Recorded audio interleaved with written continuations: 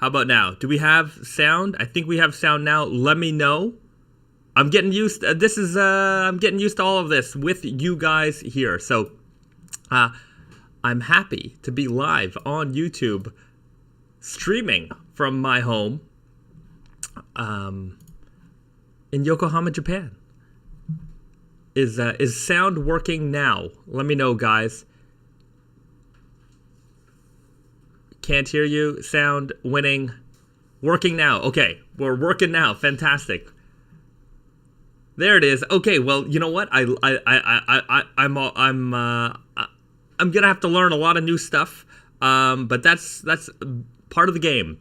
And thanks so much for everybody joining me here on YouTube on a Saturday morning for me, Friday evening for many of you out there in Naked Famous Denim land. Welcome to Naked Famous Denim Day. This is the first, I guess the first real proper live stream here on YouTube. I'm going to activate a live stream here on Instagram just to let those people out there know that we are live on YouTube, because I know that there's going to be a couple of people not quite who didn't quite get the message, and so I'm just gonna turn that on here. I'm gonna go live for a few minutes, and I will do a simulcast. Lots of streaming going on here. This is a hell of a new angle. Good to join on YouTube. DeBeast 2500 writes, yeah, I don't know if this is gonna be the final setup. I don't have all the gear. I've got a camera. I've got a tripod. I've got a tripod on my desk right now, so it's not exactly the perfect setup. But we will, yeah, as I learn what I need and how to do everything properly, we'll make this setup better and better every video, probably. Oh yeah, that's right. Will Hernandez writes, hit that like button. Hit that like button, everybody. Let's get this stream up to I don't know, however many people we can get in here. It's going to be a fun stream as I get to learn all of these new and exciting YouTube Live tools. Okay, everybody out there in Instagram Live land, just to let you guys know, we are live on YouTube right now. So I'm going to do this live stream for a shorter time on Instagram, but head over to the YouTube right now. As we are live on YouTube, you can check it out. You can join the chat there, and I think we're gonna have a lot of fun today. So I'm just gonna leave that going as is for now. Let's see what's going on here in the chat. Riley Low Brian writes, Bahzad, jumping into it. He's got the first question here for me. Any word on the restock of the recycled in the Weird Guy? Any word on when a restock of recycled in the Weird Guy fit will come in? There is no plan to restock the recycled Weird Guy. In fact, there's no plan to restock the recycled denim at this moment. It probably won't happen. We will. I'm just trying to think. We are spring summer 22. That is already. That collection is already done. We will not have a recycled denim in that collection, but that doesn't mean we won't be doing a recycled denim again down the line. So I have some previews of spring summer 22 to show you guys. My memory is not the greatest, but I don't know if I've showed you these items yet, but we'll find out. So we'll see there. Those people watching in on Instagram right now, be sure to join us live on YouTube. We're on YouTube right now. Head over to youtube.com / I don't know, just look up Naked Famous Denim. We're live. We're going to be hanging out there. The Instagram live will only be on for a few more minutes. I'm just here to let everybody know that we are on YouTube. For those people who are waiting, who didn't get the message, we're going to be streaming on YouTube going forward. All right. Ian Hickman writes, like, subscribe. Hey, everybody, like and subscribe to the channel. Let's get our subscribers up to 10,000. I really want to get it up to 10,000. We're just past 6,000 subscribers now. 10,000 is the big milestone for me. So let's see how long it'll take to get there. Hopefully, these live streams will help us get to that point.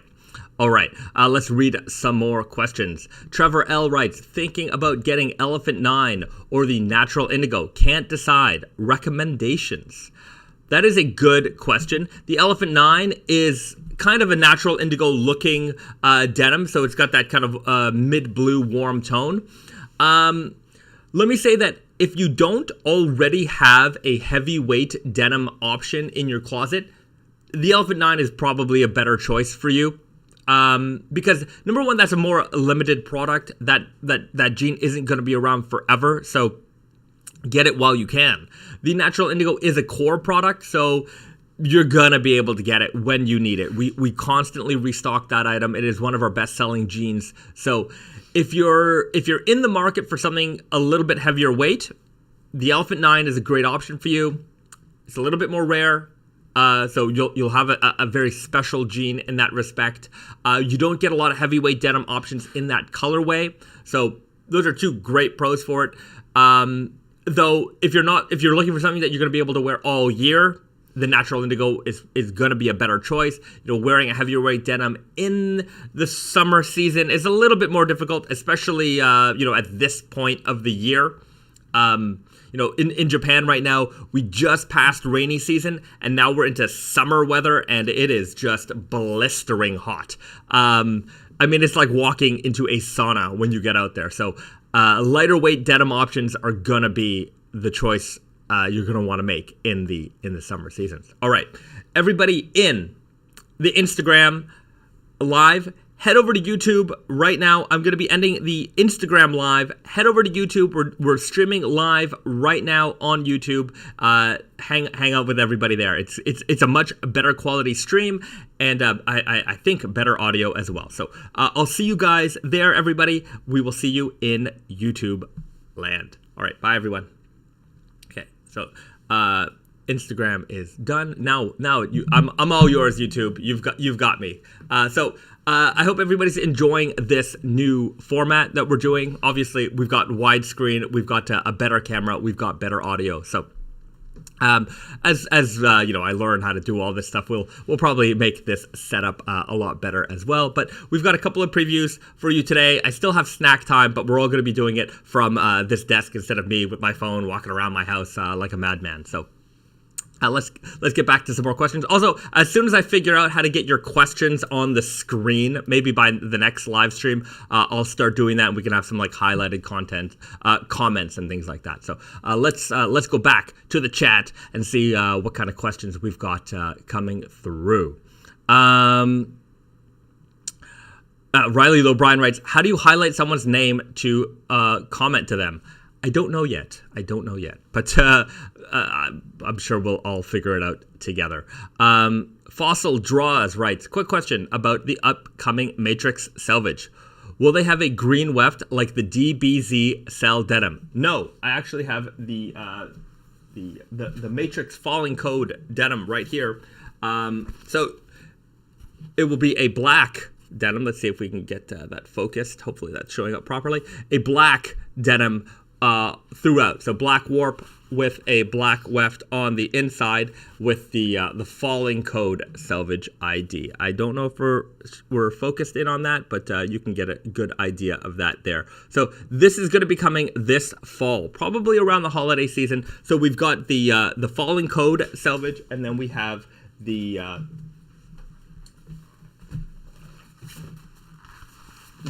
leather coated denim. So this is going to be I'm going to have to figure out a better way to do this. So a black leather coating on top of an indigo denim with a white weft. So and then each Selvedge ID. So you'll have the blue for the blue pill and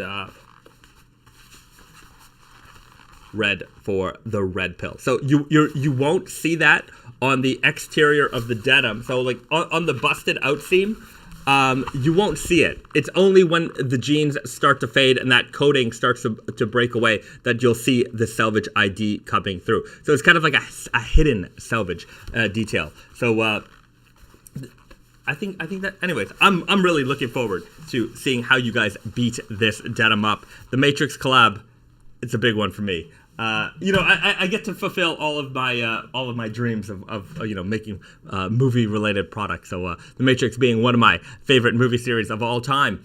So we've got that covered. And for those of people, I think I saw a question earlier. I didn't answer it. I don't know who asked the question, but somebody was asking for an update on Friday the 13th, and we do have an update here. So we just got a new cutting of the sampling. So we were just drilling down the colors for the weft. So we've got this kind of, we actually had a bunch. Anyways, we've drilled it down to this combination right here. So it will be the red weft with the green paint coating on the inside. So you'll have that, Freddy Krueger sweater stripe pattern on the inside. So on the outside, it'll look like a dark indigo denim with that red weft kind of peeking through the front face of the fabric. So you can notice it through the grain. And then when you flip the cuff, something like that, you will have the stripe pattern underneath. So that is coming soon, Friday the 13th. With we're going to be launching this around Halloween. So that is some of the movie tie-in collab updates for you. If you have any questions, let me know. We'll answer them in the chat. How does the leather coating work? Does it fade away? CK Master writes, yes, it does fade away. So the idea is that we're going to be revealing, just like the Matrix is revealed over time. So with the leather coating, it's I think I'm not exactly sure what the material is. It's eluding me right now, but I'll go back and check. But essentially, it feels like leather. It's kind of like a fake leather, and it's bonded to the denim. So over time, just like any other coating on denim, it will start to break away. I've showed in previous live streams some faded examples of this denim fading. So I will certainly have some images of that up, when we release the product. But it will fade quite nicely, and so you'll go from that black coating to the indigo denim. The indigo will fade away like a pair of jeans will. You'll get to the white weft when you break through the, if you end up breaking through the fabric. So a lot of layers in this particular denim, just like the Matrix. Ian Hickman writes, Nightmare denim looks perfect. What about Friday the 13th? Well, I don't have a sample of that yet. We've been waiting for a while, but I'm not sure when that's going to be coming through. I know I talked about a August Friday the 13th release date. I don't know if that's going to be feasible at this point. We're still waiting on some stuff. So a lot of the details are coming together, but I don't even have a fabric swatch to show you yet. We've had just a lot of back and forth with the bill, but no fabric to show. So I think at this point, it probably won't come out on Friday the 13th. Maybe we'll do an official announcement on Friday the 13th. And maybe we'll have it released closer to the the Nightmare on Elm Street denim. Maybe we'll have a double release with that. So I'll keep you posted on details of the Friday the 13th denim. Pedro Cortez writes, will there be an Elephant XS jacket? Most likely going to pick up the XS jeans. There will be an XS jacket. I don't... see, this is the problem of me being stationary, getting up and stuff like that. Anyways, what I should probably do is maybe for the later live streams, I'll do some polls on the kinds of things that you guys want to see, and then I can have a couple of samples prepared. I do have a couple of samples prepared here. I just don't have the Elephant XS here to show you. So if you want to see that, I know last week we covered the Elephant XS. It will be available in the denim jacket. Zach the Milkman writes, and this is a good question. Any tips on getting into the denim industry? Is it an unrealistic goal like my family and girlfriend think it is? Any tips for success? I don't know why they would assume that it's an unrealistic goal for you to get into. I got into it. I know a lot of people who got into it. A lot of people fell into it. the best way to get into the denim industry is to take a job in the denim industry. If you're in Canada, for example, Tate and Yoko is always hiring, but I know a lot of our retail partners throughout the country are hiring. I've seen retailers in the States hiring right now. A lot of people are opening back up. They're looking for good people. So maybe there's a local denim store that is, or denim shop, even if they're not a particular, like specifically a denim shop. Maybe if it's in Macy's or Nordstrom, there's a denim department there. There's a casual contemporary department there that you can get started in. That's how I got my start. I got started by working in the denim department, in the casual contemporary department of a luxury department store. And that's where I honed my craft. I learned how to fit, and I learned how to fit customers for jeans.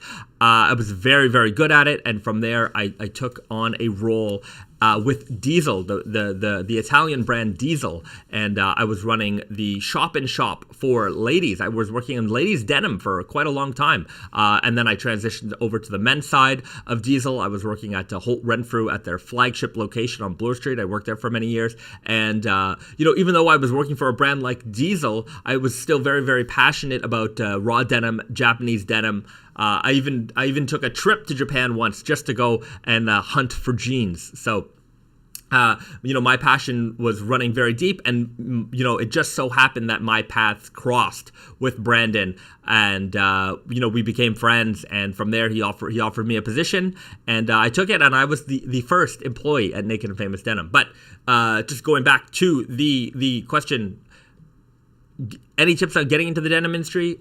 Find a job in the denim industry. Any job there is, even if you're working in the stockroom, it doesn't matter. Get in the door, and from there you have all the opportunity that will be in front of you.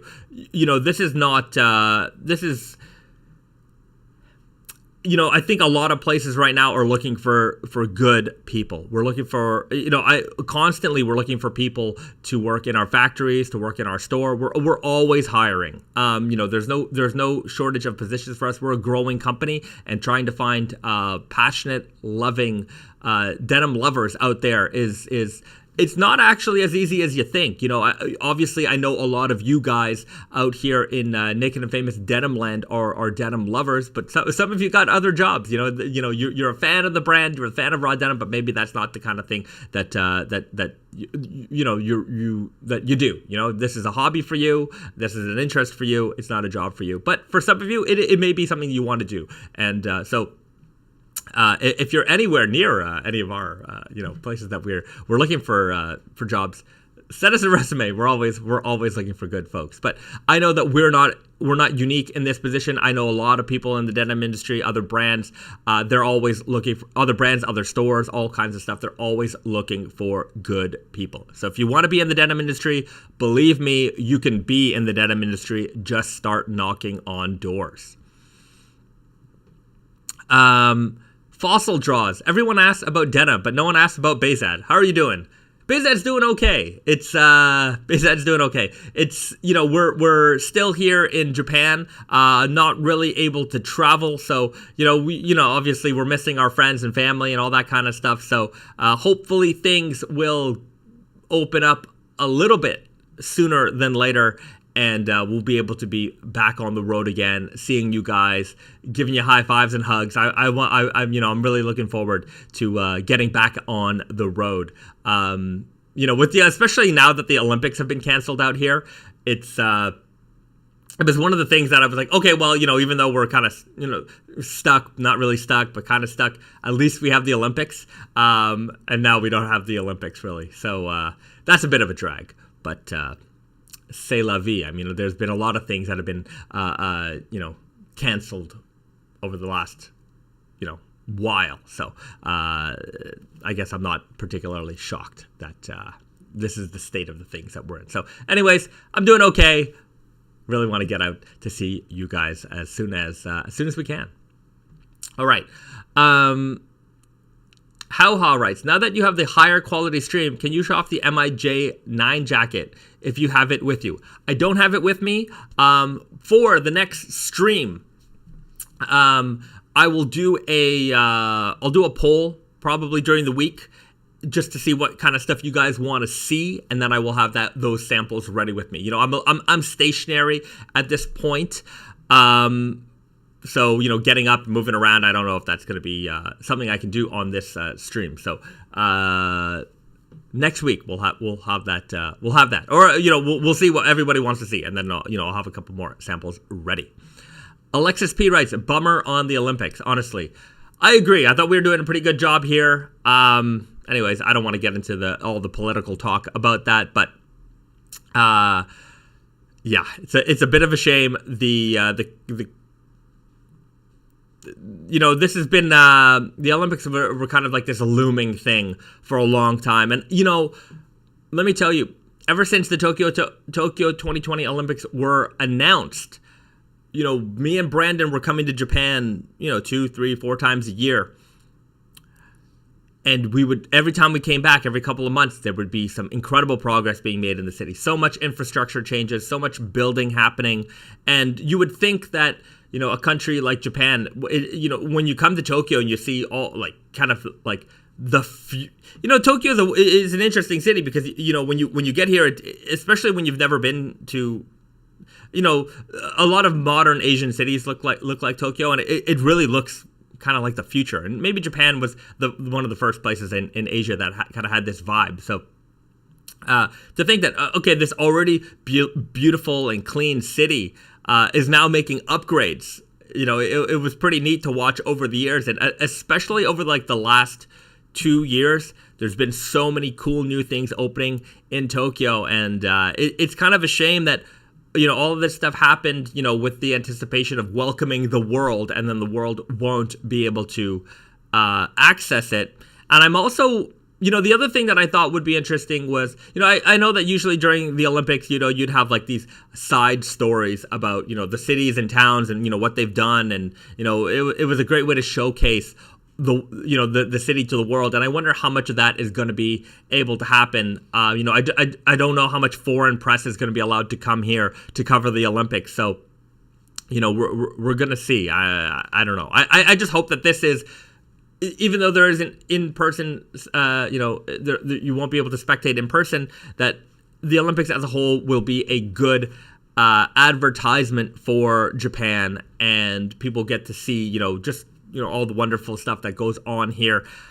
And when travel does open up again, that people will want to come here as, you know, as maybe their number one tourist destination. This has always been a very, you know, touristy place.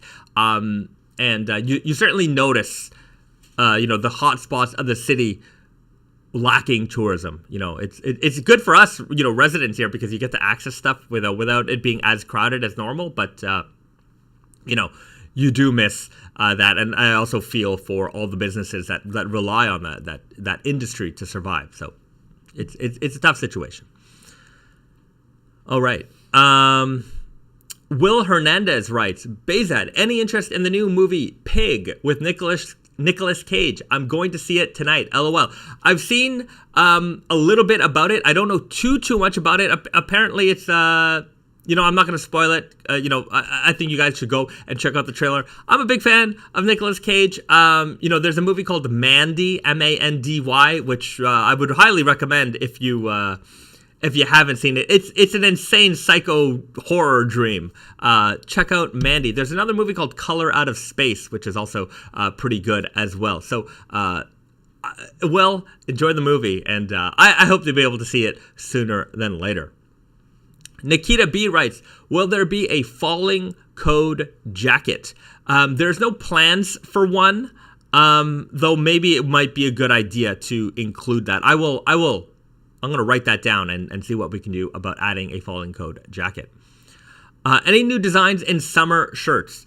Spring summer shirts everything is out, so there won't be any more releases for spring summer shirts. I know that we are starting to run low on several styles, so you know, get them before they are gone. But we will be launching fall winter in the coming weeks. Next week, I'm anticipating getting all of the product photography from our studio for fall winter 21. So we'll be launching the fall winter 21 website probably not next week, but the week after. Then I will launch the Fall Winter 21 collection overview, so you guys can see in a little bit better quality. I know I show off a lot of stuff here on the live streams, but the quality isn't always the best. Although now it should be pretty good here that we have a proper camera set up. But anyways, nevertheless, we will have a Fall Winter 21 video coming out to coincide with the flip, when we flip the website over to Fall Winter 21 mode, and you guys can see the entire collection, jeans, shirts, the whole thing. Anthony Doan writes, what happened to the banner jacket? So for those of you who don't know, the on Tati and Yoko and Naked Famous Denim NYC, we just restocked our Selvedge denim banners. I wish I had one to show you, but if you've been following our emails and social media posts, then you know what it is.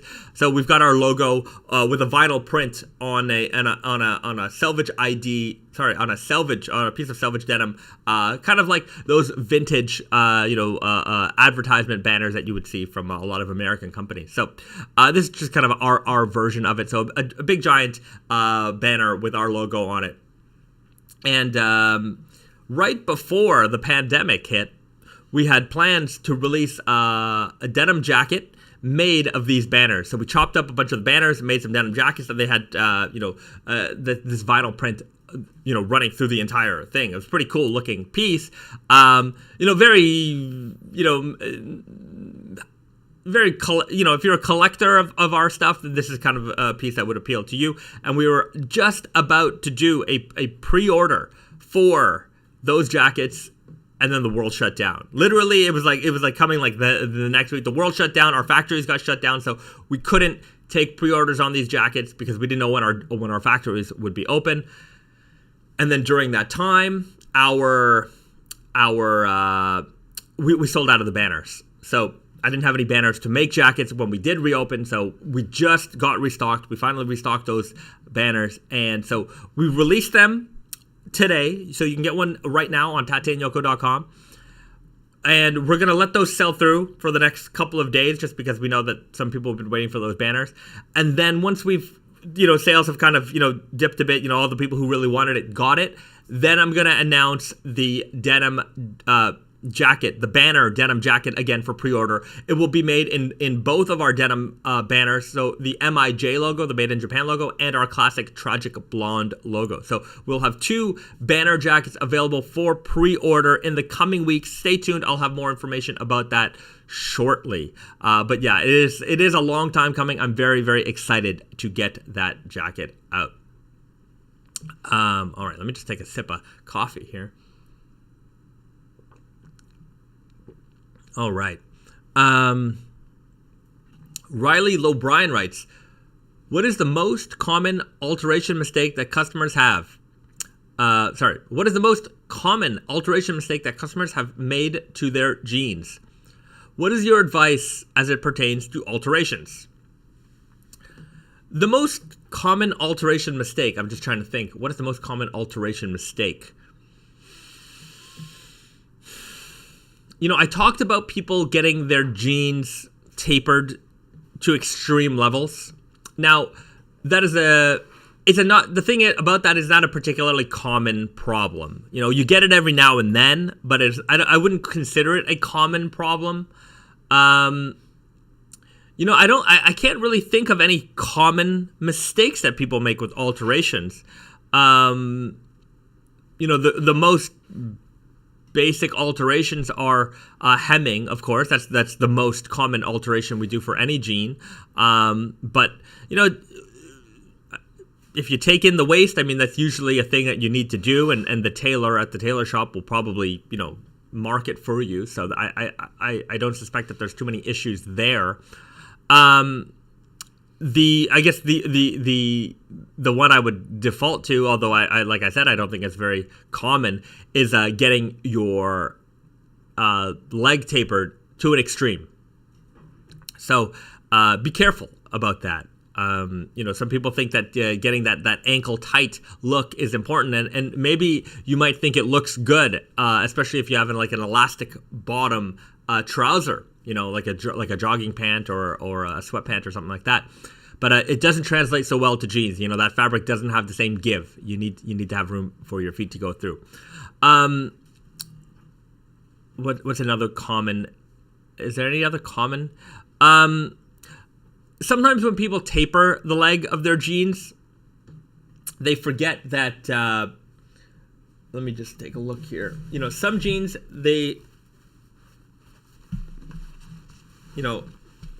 There's something called the flat felled seam, something like this. You guys can see that here. So that's a flat felled seam. So this is basically the fabric being folded in on itself to create, this, kind of, just that's how it looks like on the outside, and then that's how it looks like on the inside. So a felled seam, right? Now, some jeans have this, some jeans don't. I'm just trying to see if I have a sample here that does not have a felled seam, and that would just be an overlock seam. And if you're dealing with a selvage denim, I think everything I have here is felled. So just be aware of how the inseam is done on your jeans before you get them tapered, because if you're dealing with a felled seam, a lot of tailor shops don't have the machines to do a felled seam again. So if you ask them to do it from the inseam, they're gonna either have to change the way that those jeans are finished, which is fine. I mean, you could have an overlock; it's gonna be perfectly good. It may not look as clean, maybe, but I don't think it makes much of a difference at all. Because if you're not careful, they will taper from the outseam.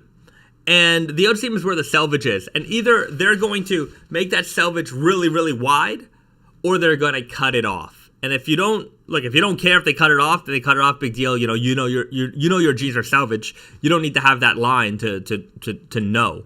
But it is kind of nice that it's there.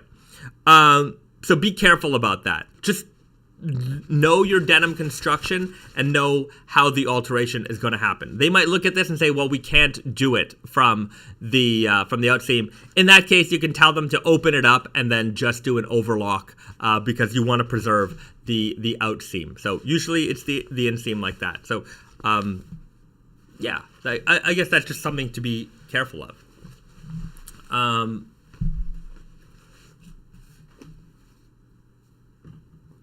All right. Brandon Milton writes, like 15 pairs later, and I always think I should have hemmed shorter. Well, the beauty is, when you hem your jeans and they're a little bit long, you can still get them hemmed. When you've hemmed them too short, you can't make them any longer. So I would say that if you're not sure about an inseam length, err on the side of caution and get them a little bit longer. And I would always recommend something similar when it comes to sizing. If you're not sure what size to get the bigger size. The bigger size is more likely to fit you, and it's more likely to fit you comfortably. The fastest way somebody gives up on a pair of jeans is because they don't fit anymore.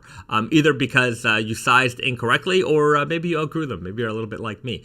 But making sure that you get a pair of jeans that fits you right is going to be the best way that you ensure that you can wear those jeans for the longest amount of time. Now, fitting right, what does that mean exactly?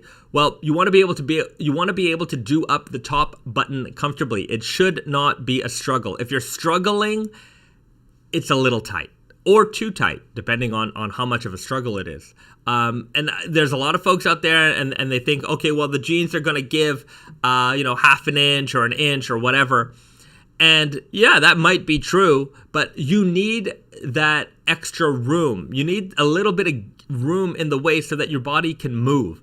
If the jeans are basically painted on, even after stretch, then yeah, you can get them on, but they're not going to be very comfortable. So, especially as guys, we tend to get a little bit, we tend to gain weight as we age. So have a little bit of insurance, so to speak. Not all of us are as fit as we should be. I know I'm certainly speaking for myself here, but having a little bit of room in the waist is gonna be beneficial for most, I believe. Okay.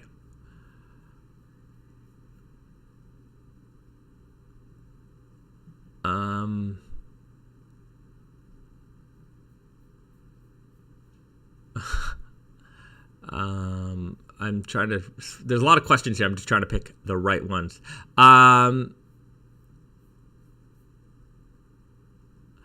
Alex P writes, can you explain the MIJ line more? Because I'm a bit confused how they are better than, for example, the MIJ Jeans. So our MIJ line is basically what we can do without any limitation. So within Naked and Famous Denim, we're always trying to bring you the best, the most innovative, the most interesting fabrics that we can come up with. But there's always kind of a limit to that, in the respect that we're always trying to hit a certain price point. We don't want our jeans to be, our jeans are expensive, but we don't want them to be, prohibitively expensive. So there's certain things that we have to do to kind of keep it in that realm. So with the MIJ line, the point is for us to really flex our muscle. This is like the Ford GT of Naked and Famous Denim. This is not for everybody, but this is for the top denim connoisseurs of Naked and Famous Denim, or top denim connoisseurs in the world. I wholeheartedly believe that our MIJ line is the best produced Japanese raw selvage denim jean out there. At any price point, anything, that is the best. There's no detail. There's nothing that we leave out in these jeans, in these fabrics. So that is our aim with the MIJ line, to bring you the top of the top, cream of the crop, best everything we can imagine. In a very like denim enthusiast sense, right? So when you look at the type of fabrics that we select in MIJ, and I mean even the price points, they reflect that. And even as far as details, so the 100% iron buttons that we put on those jeans, that's not something you even compared to like Japanese brands, like almost none of them do iron. This is such a custom piece of hardware. We order from a very small company, because they're one of the few people who are still willing to make this kind of stuff. And it's not just iron capped, because sometimes you see they'll talk about their iron buttons, and it's just the cap on top of the button that is iron. Ours is iron through and through. The top, the button part, and even the backing. So all of it is iron. All of it is going to rust. All of it is going to age over time. 100% copper rivets. Those rivets are going to oxidize. And I know we're not the only ones that do that, but, it's still like a detail that is, it's still rare among, just denim, the denim world in as a whole. Hidden rivets on the inside, raised belt loops, selvage fly. Like we don't skimp on the details in MIJ. So there's a price difference for that. There's a price difference for made in Japan. But if you want the best of the absolute best in terms of like an artisanal jean, that is the MIJ line. And that's not to say that Naked and Famous, the main line isn't, a high-end product. It certainly is. Our point is that we're even within Naked and Famous, like there's certain things that we don't do because, as a average consumer or even an enthusiast consumer, there's certain details that, is it worth the extra price? For some people it is, but for most people it isn't. So there's certain things that we don't do, and like hidden rivets, for example, or raised belt loops. Like they're nice, but I don't think that they add so much to a jean that we're gonna for a mainline product that we're gonna add $20 or $30 in cost, to add all these extra details. if I was given the choice, even if you have it, you don't have it. Okay, well, for it's not necessary. But for the people who really just absolutely want all of the details, that's what the MIJ line is for. So it's also a way for us to be like, maybe it's when you look at the spectrum of brands out in the world, and some people, and there's this misconception that price automatically means quality. And I like to think that we've dispelled that rumor 1,000 times, by putting out the products that we put out at the price points that we put out. But there are people who still cling on to this idea that, I pay more, so I got more. And, if you know much about fabric or construction, you can look at our product and you look at, competitor B, C, and D, and all the others that are in the similar realm. And you can look at construction details, and you look at fabric details and proprietary fabrics and this and that. And you're like, man, why are those jeans $80 more? Why are those jeans $100 more? And I don't know, but a lot of people regard some of what is being put out there at higher price points as, upper echelon just because the price point is there. And, I like to think that, this is still part of the gatekeeping that still runs rampant in any, any hobby. There's always going to be people who kind of have this old school mindset. So, even when it comes to, the unbranded, we make the unbranded brand, and our jeans start at $84. And that was always, when we first started that brand, our mission was to challenge the sub $100 price point jean. There were a couple of, I'm not going to name brands. Some people might be wondering why am I not saying brand names? I just don't want to. There's I don't want, a couple of reasons. Number one, I don't want to give them a platform.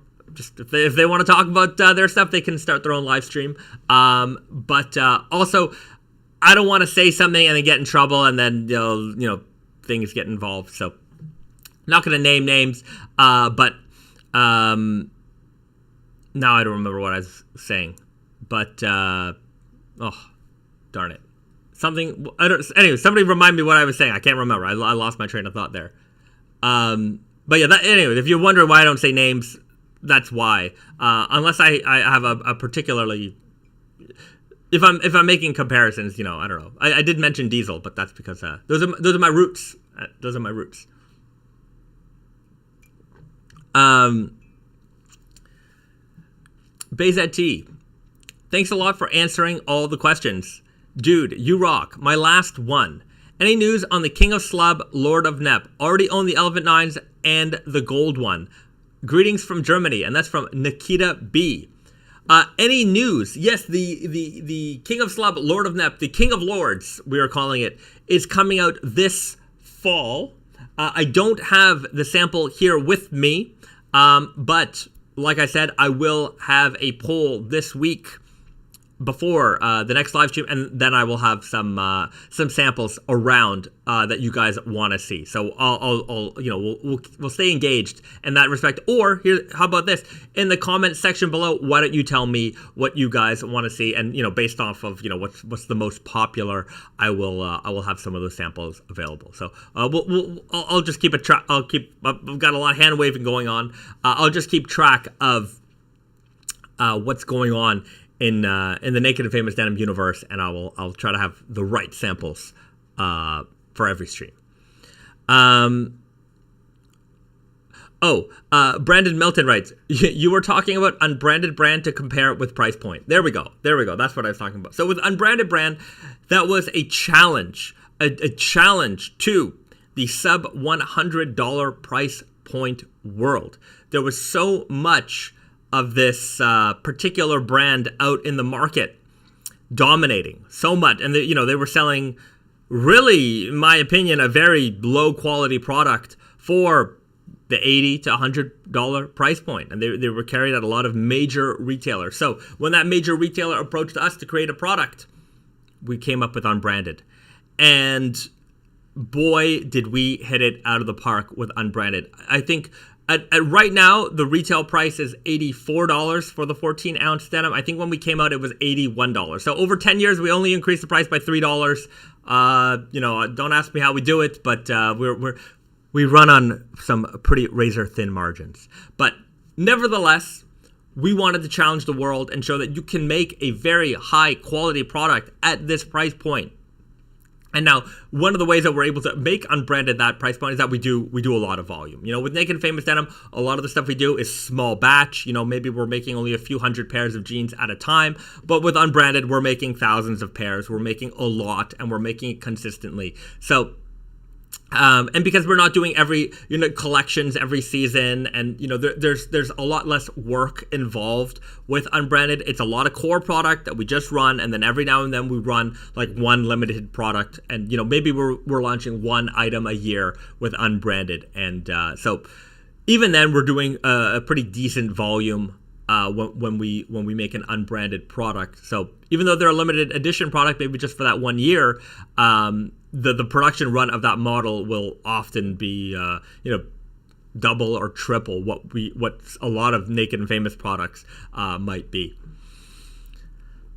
All right, I hope that answers your question. Yeah, I'm losing my train of thought a little bit. It's a little early, and I was up late last night. We were doing the Elephant 7, the Elephant 7 El Diablos were re-released last night. That was kind of short notice for a lot of people. I know I mentioned it kind of just off the cuff in the last live stream. We were kind of planning it as a secret. I don't know. So I can't keep a secret for very long sometimes. And so we launched it this week. It was the final production of Elephant 7. I know a lot of people missed out on that one. People were asking for it, so we had some fabric. We did one final cut up. You can get them right now on Tate and Yoko and at Naked and Famous Denim NYC. That is the last of it. Once these are gone, they are gone for good. The Beast 2500 writes, do black denim like the Elephant 7 bleed? If so, how badly? They don't bleed like an indigo denim would bleed. Like, don't expect it to like rub off on your shoes or anything like that. But they will fade over time. So just, they're not going to fade as fast as an indigo denim would, but if you put in the effort, you're going to get some beautiful fades from the Elephant 7. You can check out, there's a post that we did on our Instagram the first time. For the first release of the Elephant 7, you can see some faded examples of that. And then Tate and Yoko just put up those photos a couple days ago. It might be a little bit easier to find. So check out the Tate and Yoko Instagram. There's a great faded example photo of the Elephant 7. That one was done for us. There was a point where we were getting our jeans processed, pre-distressed to show off fading, examples. We were doing that here in Japan, but fortunately, the factory we were working with, the thing about it is like it was a proper like wash house. They do washing for big companies, and so that was their business. So we were basically just paying for sampling every time, and it's just not a very lucrative. We're sending them 12 jeans to distress, and they want 1,200 jeans to distress. So. It's just not worth their time to do that. So they just didn't want to do that for us anymore. So that's why we haven't been able to get our jeans pre-distressed like the newer models. But yeah, I'm sure I've talked about it before, trying to find another factory to do it, and I'm sure we can. It's just a matter of doing it. And we are a small team, so sometimes there's things we want to do. It's just a matter of time and getting stuff like that done.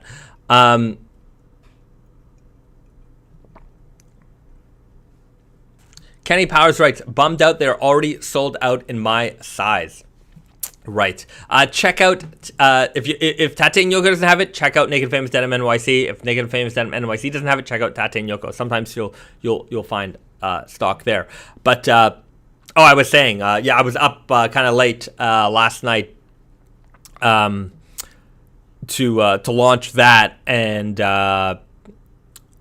and like the sun comes up at like 5 a.m. here, and it's like humid, so I woke up like pretty early. So I'm running on not a lot of sleep right now. So maybe my brain's a little off than usual.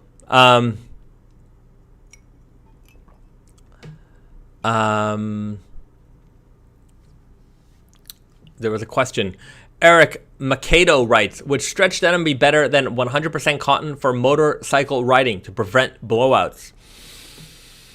I don't know if it's going to be ideal for preventing blowouts, but it might be more ideal for just comfort in general. I think when you're mobile, you want to have a denim that is comfortable. And obviously for riding, strength and durability of what you're wearing is very important. So if you can combine that with mobility, it'll be a much more comfortable ride for you. As for whether or not it's going to prevent blowouts, that's always a question people ask me, like, how can I prevent them? The thing is like, that kind of stuff, it just happens. It's kind of inevitable over time that jeans are gonna wear out. Sometimes jeans wear out faster than others. It depends on how active you are, maybe how tight the jeans are, the weight, the composition. Those things can maybe prolong it here and there, but eventually, with enough wear, your jeans, the crotch is gonna blow out. I think the important thing to do is to maintain your jeans. If you encounter a small bit of damage, repair it. Get that repair done to make sure that your jeans are gonna last longer. The longer you wait to do any of those repairs, the harder it is going to be to make those repairs last. So if you got to patch up a big hole, that's a big job. If you patch up a small hole, it'll prevent that from getting any bigger. So definitely you want to maintain your jeans as you wear them. Reggie F writes, can you give more information on this year's Chinese New Year denim? Thinking about getting them along with the NYC denim. So the next Chinese New Year denim is the year of the water tiger. Again, I'll have to provide. I don't have the sample with me right here, but let me know what you guys want to see in next week's live stream, and I will have some more samples prepared. But as always, it is going to be the same fabric that we run every year, 12.5 ounce short slub Japanese selvage denim. It's a very, very flamey denim, which is very nice. The fade properties are very beautiful. It is a very similar denim to our Vulgar Selvedge. So if you've seen faded jeans, faded Vulgar denim jeans, you can expect that type of fade over time. But the Chinese New Year denim also has the gold and red Selvedge ID, which is a very nice detail, one that I especially like. Flip the cuff up, show that off. I think it would look really nice with like classic Jordans. Those white, black, and red classic Jordans. I think that'll be a real nice combination. Fossil Draws writes, Bahzad, would you ever consider a black MIJ? The in Amani Oshima, they have used Dorozome dyeing to dye kimonos black for centuries. I think that could be, I think that could make some amazing denim. Dorozome is like mud or dirt dyeing, and we've been, for a very long time, we've been talking to the mills about doing this kind of stuff for us. Now, to answer the first question, would we ever consider making a black MIJ? The answer is yes. It's just a matter of time. It's an inevitability. But the difference is Dorozome. Now, every time we approach a mill to do this for us, they're very hesitant / don't want to do it because it messes up their machines. The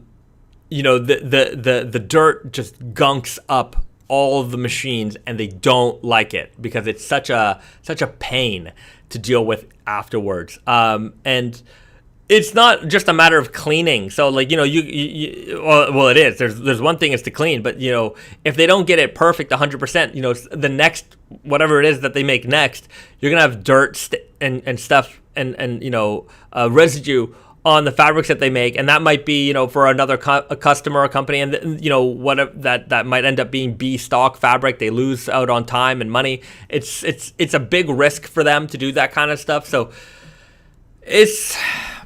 I think eventually we can get something like that done. It'll just be a matter of time and finding the right mill and the right amount of convincing. So yeah, we're very in tune with traditional dye stuff that goes on out here, especially being out here now. But even before, we were doing a lot of tours. We were deep in these regions, these traditional artisanal regions in Japan, and doing a lot of discovery. Like I said before, for the last 10 years or so, we were coming out here 2 to 4 times a year. Like, we were out here a lot. So yeah, we certainly did our research, and I also think that helped us, gain our edge in terms of, the types of fabrics that we produce, because we're just constantly looking at fabric. We would go to fabric auctions. This is a very, very fun experience, where Brandon is somewhat of an antique collector, so we were going to antique dealers here while we were here, and Brandon was picking up some Japanese artifacts. And they knew that we were obviously in the denim industry, and they invited us to a private auction. And this auction was for it was open to, I guess, their clients, which were owners of a lot of different shops and things like that. These are the textile dealers, vintage kimono dealers, this type of thing. So they invited us, and we're not dealers, so we don't care about. We really messed up their auction a little bit, but the other people who are there, they probably didn't appreciate us being there that much, because they're used to paying a certain price for things, but because for them, they're like, okay, well, I have a markup to deal with and all that stuff, so I need to buy stuff at a certain cost. But for us, if we were buying it for less than what we would buy it from the antique dealers from, then it was a deal for us. So we were bidding up a lot of things, and we came back with a ton of stuff. And a lot of that stuff we've used for reference to this day. But let me tell you a tragic story. We had a lot of Japanese Boro cloth, and for those people who don't know, Boro cloth is a patchwork fabric that was made by peasants, back in olden times. I couldn't tell you exactly the dates, but hundreds of years ago or 100 years ago, they range. And because fabric wasn't plentiful, if you had any fabric left over or any tattered piece of clothing, they would patch it up. And this type of patchwork became very there was a folk art aspect to this, and as textile lovers, and denim lovers, because there was a lot of indigo involved here, these types of fabrics became very, very desirable, and they still are very desirable. And we would buy we bought a lot of blankets, and we still have a lot of blankets in HQ in Montreal, but we bought a bunch of blankets, and we turned them into our curtains for Naked and Famous Denim NYC. And when we first opened New York, when we were in the opening process, we were shipping all the inventory, we were shipping all of the, decoration for the store, and we made these beautiful Boro, full Boro, top to bottom, curtains for the change rooms. And when we shipped everything to New York, 2 or 3 boxes went missing from our shipment. And one of the boxes that went missing were these beautiful Boro blanket curtains that we made. And, that stuff, we lost some inventory. Okay, it happens. Shipments go missing. But inventory is more or less replaceable. Those blankets are irreplaceable. You cannot, those were the only ones of that particular blanket. And, it's such a shame because I know that somebody found this box somewhere in some warehouse, or maybe it fell off a truck, I don't know. And they open it up and they're like, what are these stinky, dusty blankets? Throw this crap out. And somebody has our priceless, and I mean, they're not priceless, but they're very expensive curtains, and maybe they're tossed to the garbage somewhere. Well, I don't know what happened to them, but we lost those, and we had to recoup right away. So if you've ever been to the New York City store, you'll see that the denim curtains are made of denim and Boro. So we used some of the Boro fabric that we actually had left and combined it with denim too. And they're still very, very beautiful curtains. But if you had seen what we originally had made, it would have been, you would know the tragedy that we're dealing with here. But anyways, we will, right now with the COVID the way it is in Japan, a lot of things are open. Most things are open, but some things have closed, and a lot of the antique flea markets are just not operating right now. And we're hoping that we can go back as soon as they're open and pick up more stuff. So we'll try to have some more fun and interesting things to show you from Antique Land when we can. But just that being said, collecting old fabrics and being very in tune with what's going on here, I think that has certainly helped us create the innovative fabrics that we have. BD writes, besides a store exclusive, what would you think to have for a Canadian denim? Can cotton be grown here or use other things uniquely Canadian as a blend? I don't think anyone grows cotton in Canada. I don't think we have the climate for it. That said, we used to have denim mills in Canada. Not that long ago, but kind of long ago, 30, 40 years ago, there were mills in Canada making fabric. There was a mill called Wabasso Denim. And, we always use Japanese fabric, but if we were to find some Vulgar Selvedge somewhere, dead stock, I would make jeans with that and, have the Canadian made denim. Brandon's dad used to make jeans with Wabasso denim. Brandon's dad is, for people who don't know, Brandon is the third generation of his family in the apparel world. It started with his grandfather, who started a workwear company, and he was selling everything from towels to overalls and anything that a French Canadian person would need to do construction or things like that. And Brandon's father continued that, and then he also went into doing some other like mass market types of things. But he was making jeans. Brandon's grandfather was making jeans. Brandon making jeans. So we're a third generation company, and we have some old pieces in our warehouse that were made in Canada with Canadian denim, which is pretty amazing. For those people who know our brand and have followed our brand for a long time, you might remember we did a line called Paul Rose Products, and Paul Rose Products was the workwear brand that Brandon's grandfather started. His name was Paul. His wife's name was Rose, so Paul Rose Products. And we've got we have a couple of relics of the Paul Rose Products line in our office. But that it's kind of interesting that we did used to make, as a company, we used to make Canadian jeans made in Canada using Canadian fabric. So as far as what else could we incorporate into a Canadian jean, I wonder what that could be. I mean, just thinking of stereotypically Canadian things, maple leaves and maple syrup and maple everything. I'm not sure. Could we?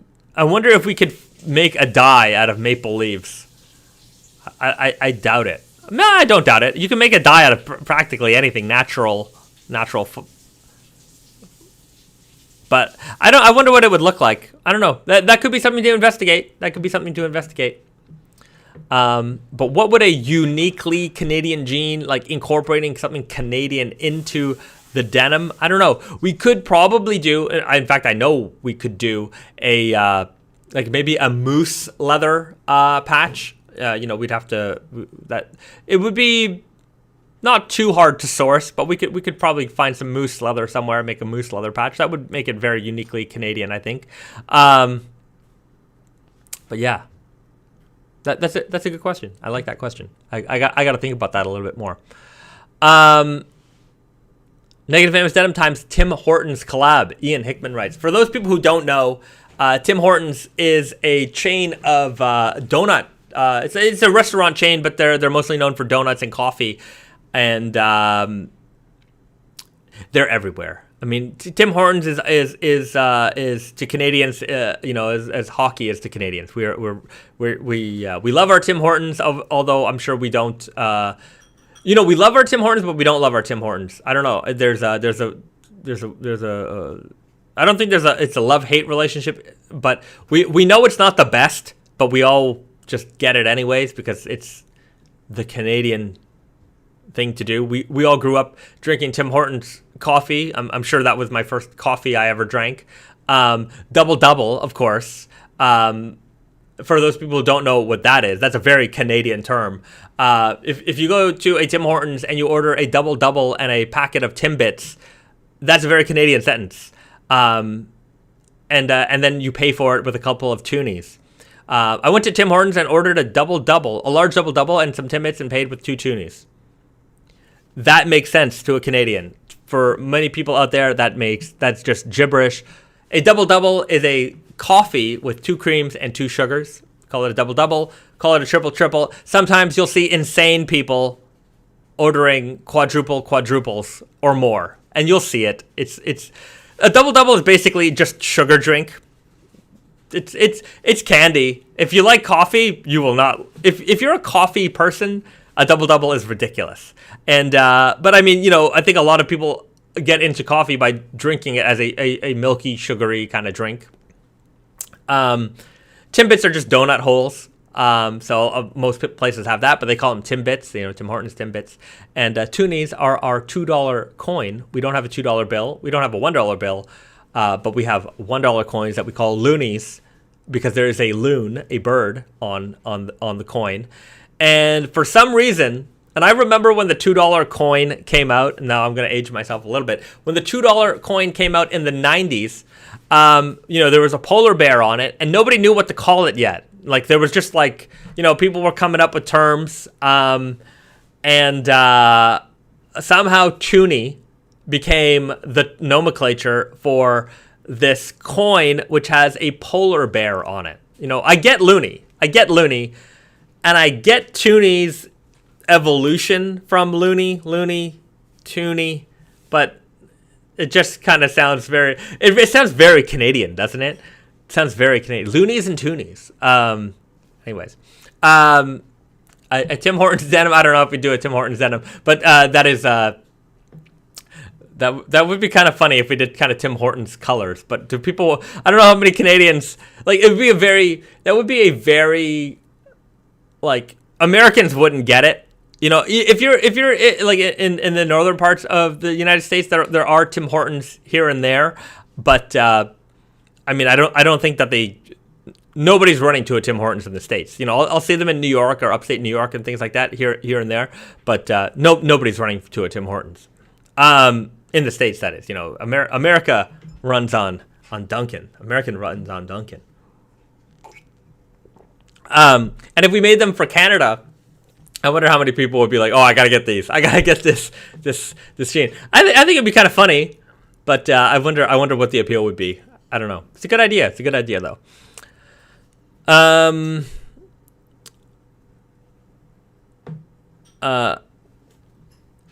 I'm gonna show that one. Okay. Brand Dog writes, there's a ton of Tim Hortons here in Ohio. All right. Yeah. So they make their way around. I've seen, I think, yeah, I was in Scotland and I remember seeing a Tim Hortons. So they get around. There's a few, destinations internationally. I mean, on the Canadian military bases around the world, there's always a Tim Hortons. So, that just shows you how, like the weird thing is that there's a Tim Hortons everywhere. If you're at the airport, if you're at the hospital, if you're at the bus terminal, there is a Tim Hortons. So a lot of things in life in Canada revolve around the Tim Hortons. Whether you're seeing somebody off or you're visiting somebody in the hospital, you bring them a coffee, you bring them some Timbits. That is just kind of the thing. If you're going on a road trip, you stop off at the Tim Hortons, you get some coffees, you get some Timbits, and you go. That is a very, very Canadian thing to do.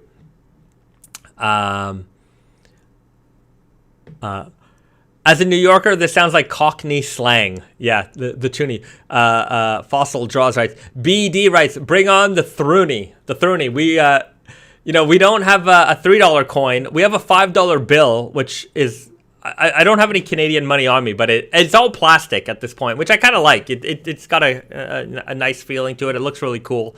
But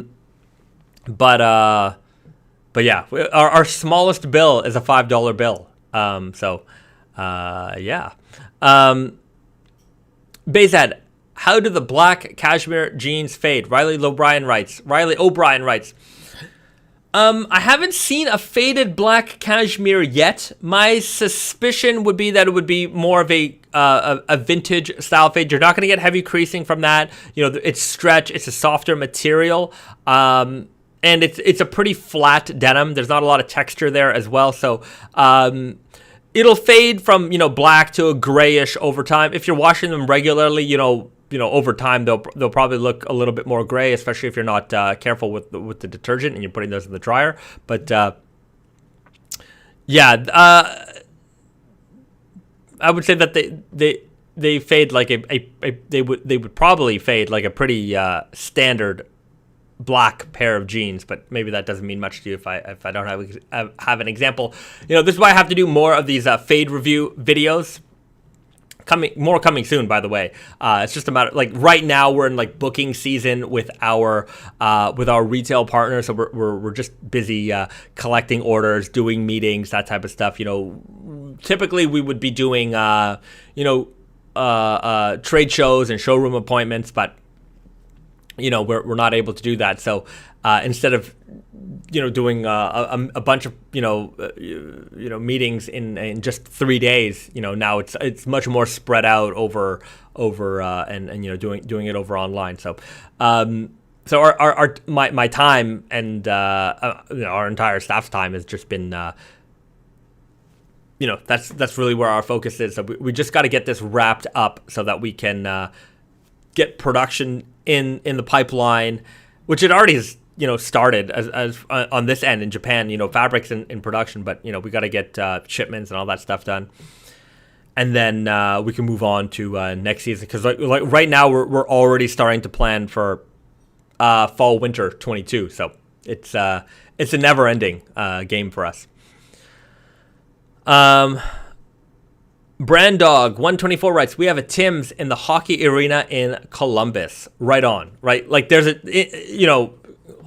hockey and Tim Hortons it's like that. And you can imagine, I mean, if you're a hockey fan, you're probably well aware of Tim Hortons, especially if you're watching any Canadian home team game. There's definitely going to be Tim Hortons ads everywhere.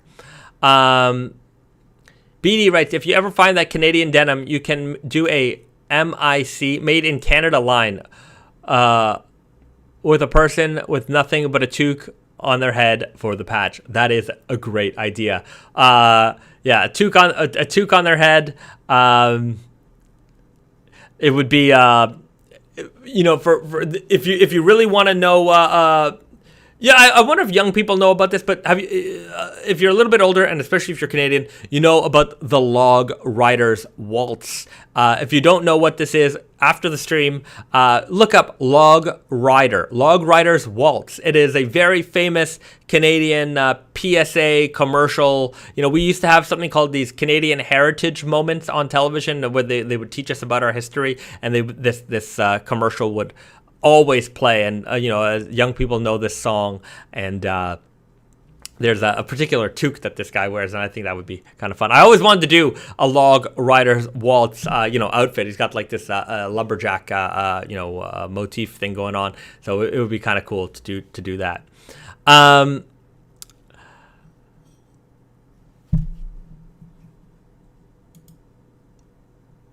Will Hernandez writes, "Hit the like button if you haven't already." And I say that too. Hit that like button, everybody. We've got 83 people in here today, so that's pretty awesome. There's more viewers in here than on our IG lives, and I think it's because being here on YouTube, it allows people to be on their phones, on their computers, on their laptops, on their television. So there's a lot more options to watch this here, and that's why I'm making the switch to YouTube on top of the quality. So I hope you guys, and also these as soon as the live streams are over, this stuff is automatically on YouTube to watch later on, so you don't have to wait for me to re-upload it. And there's also some editing and stuff that I have to do with it, and it's a little annoying. I have to be honest with you, it's a little annoying to get to do all that. So this way I can do you shoot a lot of birds with you hit a lot, 2 birds with 1 stone. I don't want to shoot birds. You could shoot a lot of birds with a shotgun. That's easy, but 2 birds with 1 stone. That'd be pretty hard. I think that'd be pretty hard. But we're getting it done. We're getting it done. We are 2 birding 1 stoning this right now.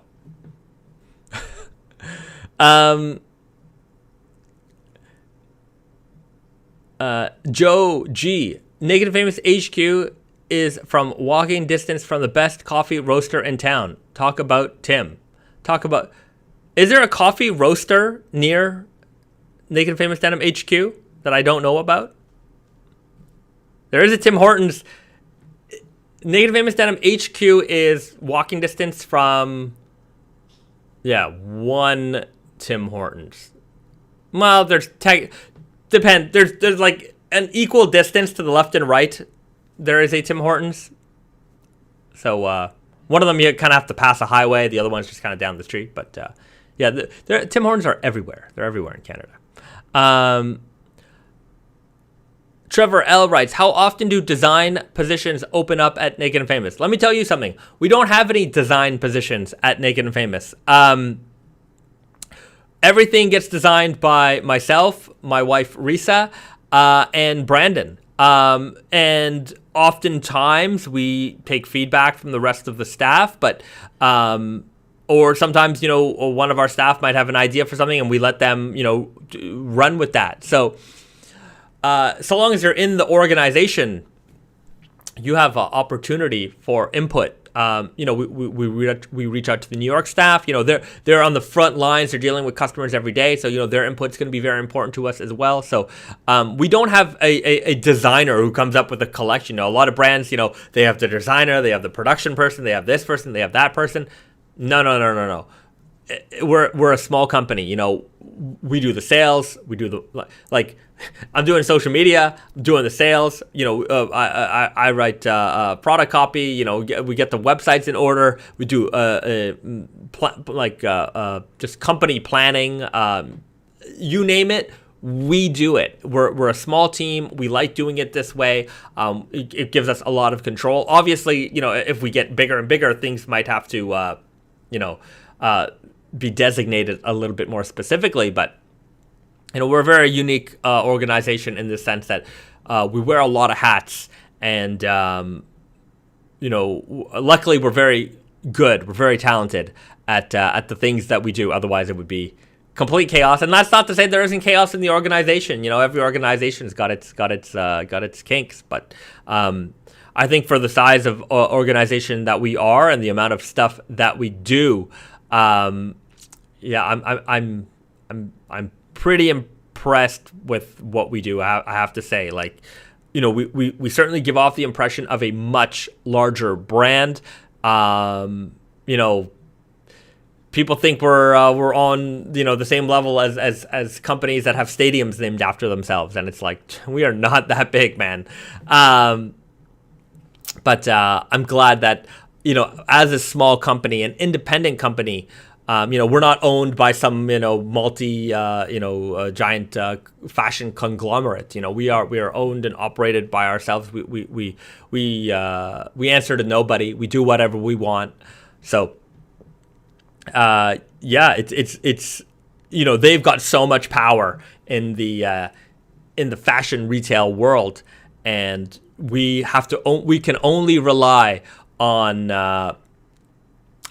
quality product. And it just goes to show you how far quality product can take you, right? It's every now and then, we're doing a meeting with some company, and they're like, so what's your marketing budget like?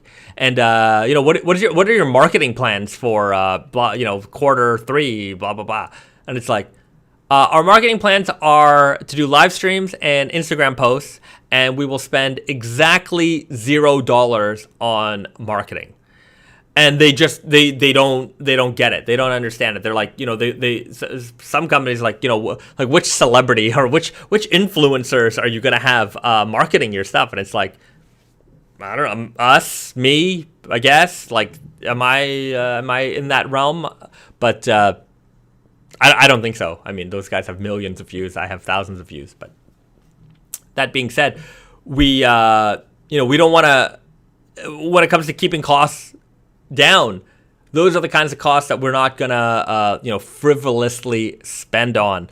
I constantly get solicited by all kinds of companies and this and that, and they're trying to squeeze money out of us for some stupid thing that isn't gonna work. Constantly Google emails me all the time, and it's just like one salesperson, and I don't respond to them ever. So if you're watching Google salesperson who is currently chasing me, and they are hunting me down. Like, they're like, oh, I saw this, and they're sending my work email. They're finding my profiles online. They're messaging me there. They found my personal email. Like, they're emailing me every which way, and I don't answer anything. Like, literally, I don't answer anything. And usually there's a cycle of this where it's like, there's one salesperson, and they're always just trying to sell me like marketing and ads and things like that. And I once took a call with these people, and they were asking for tens of thousands of dollars for Google ads and this stuff. And I'm like, I'm not gonna pay that. I'm not gonna do any of that. They're like, I'm like, we're already on the top of the search. Like, if you look up Naked and Famous Denim, it's not like you're not going to find us. If you look up raw denim, it's not like you're not going to find us. You're going to find us, and that's because, we produce a lot of content. We've got a lot of information out there, and people look for us. We're relevant. So it's like, why would I pay for any of those things? But they constantly hound me, and I will never pay. And maybe that's who knows? Maybe we'll I don't know. There's suppression of content and things like that. They could probably do it, but are they doing it? I don't know. I mean, we'll find out if how many people get to see our stuff. But yeah, I won't pay for it. I won't pay for it at all. So stop asking. I appreciate it. As one salesperson to another, I appreciate the drive, but you have to understand that if you did a little bit of homework about us, you'll know that we don't pay for advertising. Everything that we do is grassroots. It's friends telling friends. It's making good product. It's that type of stuff. So I don't need to pay for advertising. I wouldn't even have an advertisement to show anyone. Some people ask, hey, can you send me your next season's marketing campaign? I'm like, dude, we make it on the fly. Like, we make that stuff. I make some of that stuff right here in our living room. We do it. We just, we need to create content. We go and create it. There isn't some content creation team that goes and does this stuff for us. So I don't know.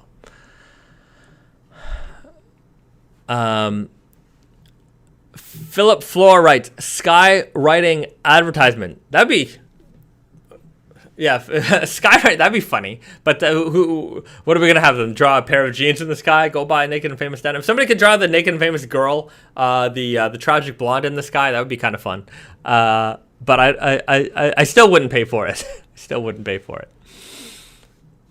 All right, let's see if we got a lot of questions here. A lot of the very active chat. I'm glad that this feature is also going to be saved. So when you rewatch this, you can check back at the chat, and down the line, I will figure out how to get your comments on the screen. So those people who are watching on television or maybe on their phone, they're not going to look back at these chat questions. They can read these off the screen.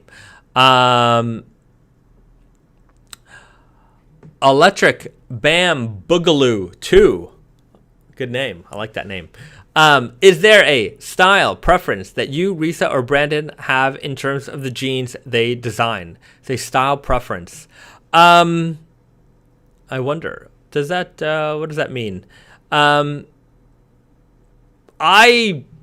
like contrast thread everything. I like if it's the right jean, it'll be tonal thread, but pretty much always contrast thread. I also have a preference for hidden coin pocket over exposed selvage coin pocket. Brandon likes exposed selvage coin pocket. I prefer hidden. So there's sometimes we clash when it comes to that.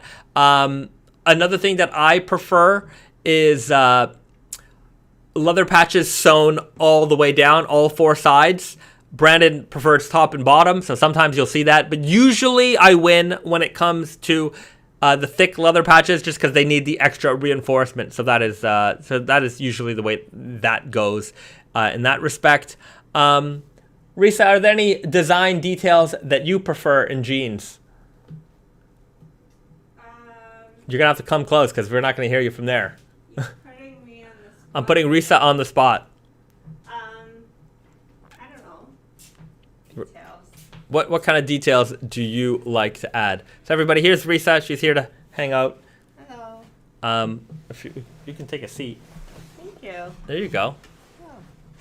Welcome, Nice. Risa, to the chat, everybody. Hello. Ola, her shirt says. She chain stitched this herself on one of our circular knit tees. Yeah. Yeah. So what do I prefer? I don't know. It's a good question. It is a good question, right? It is, but I mean, I tend to not really be picky about that. I'm very picky about fits. Right. Sure. Fits, yeah. I mean, you have, there are more women's fits than men's, I think.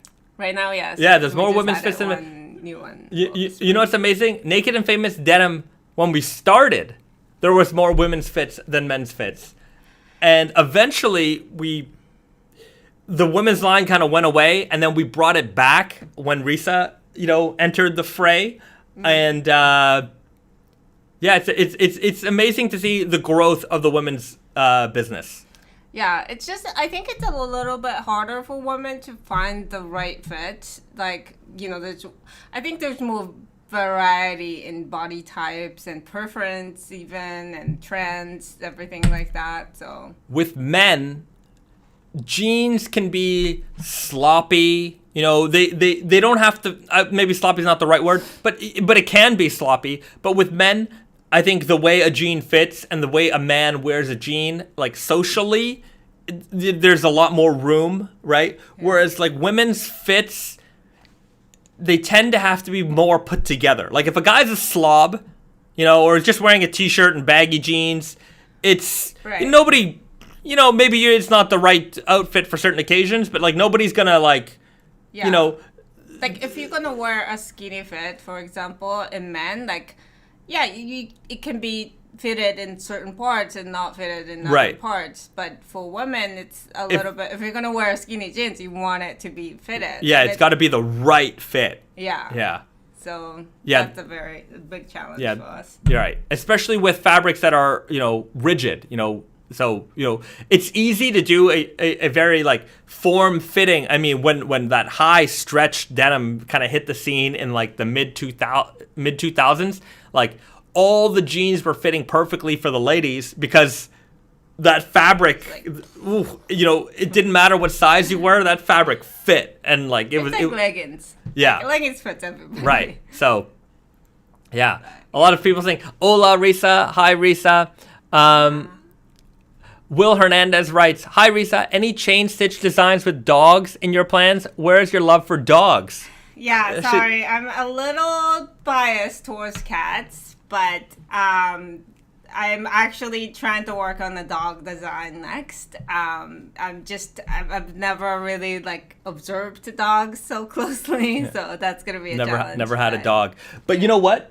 Some people don't know what you're talking about. Why don't you show them some of your work recently? So this is some pretty cool stuff.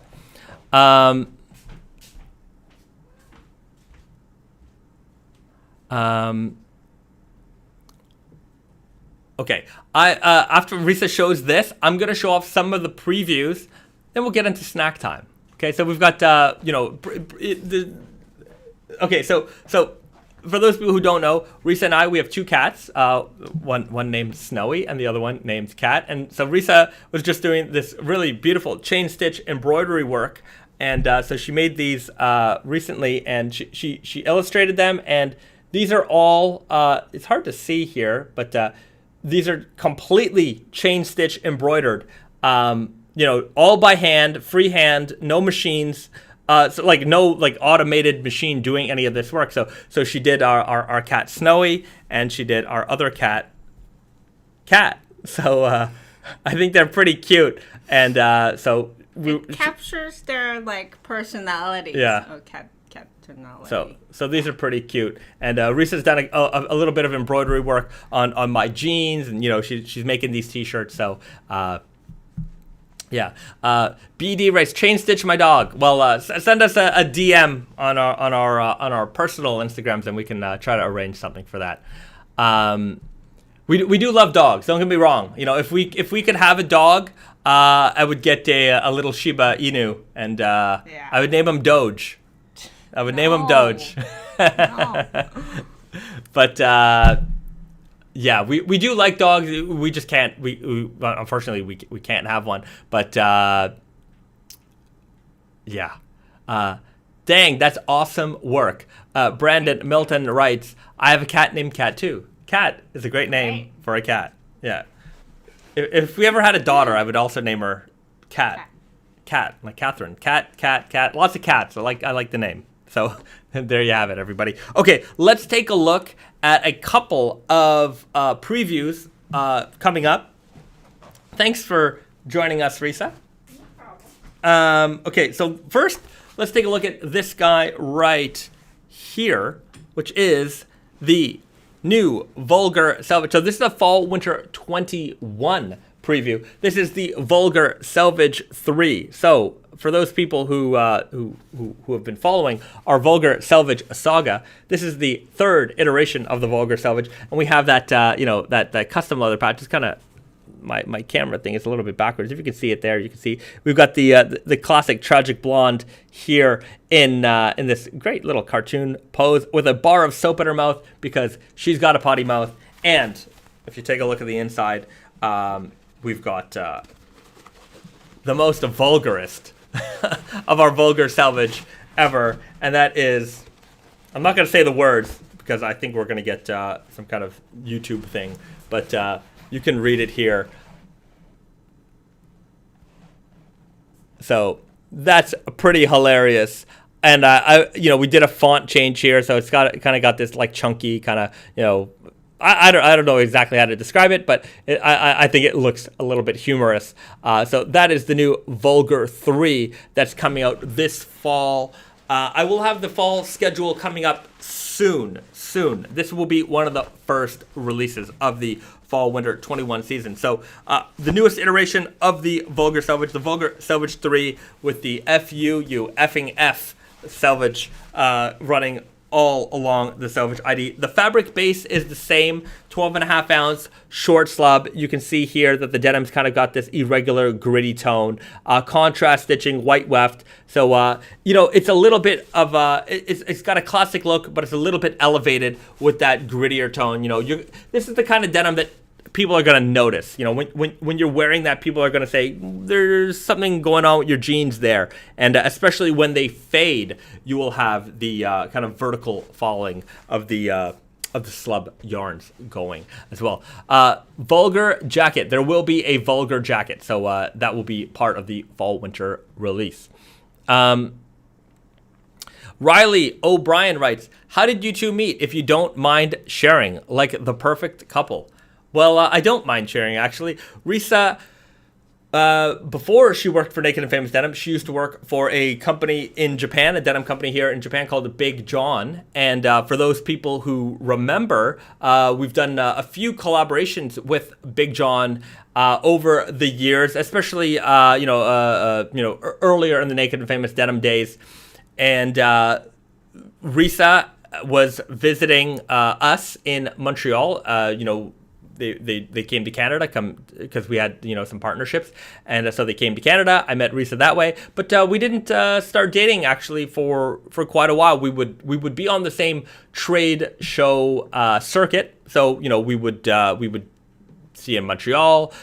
She would be in New York. She'd be in Vegas. She'd be in Paris. She'd be in Berlin. So every couple of weeks we'd be running into each other, and as often office romances happen, just things. The love sparked, and we started going out. She was living in Japan. I was living in Canada, and so we were doing an international.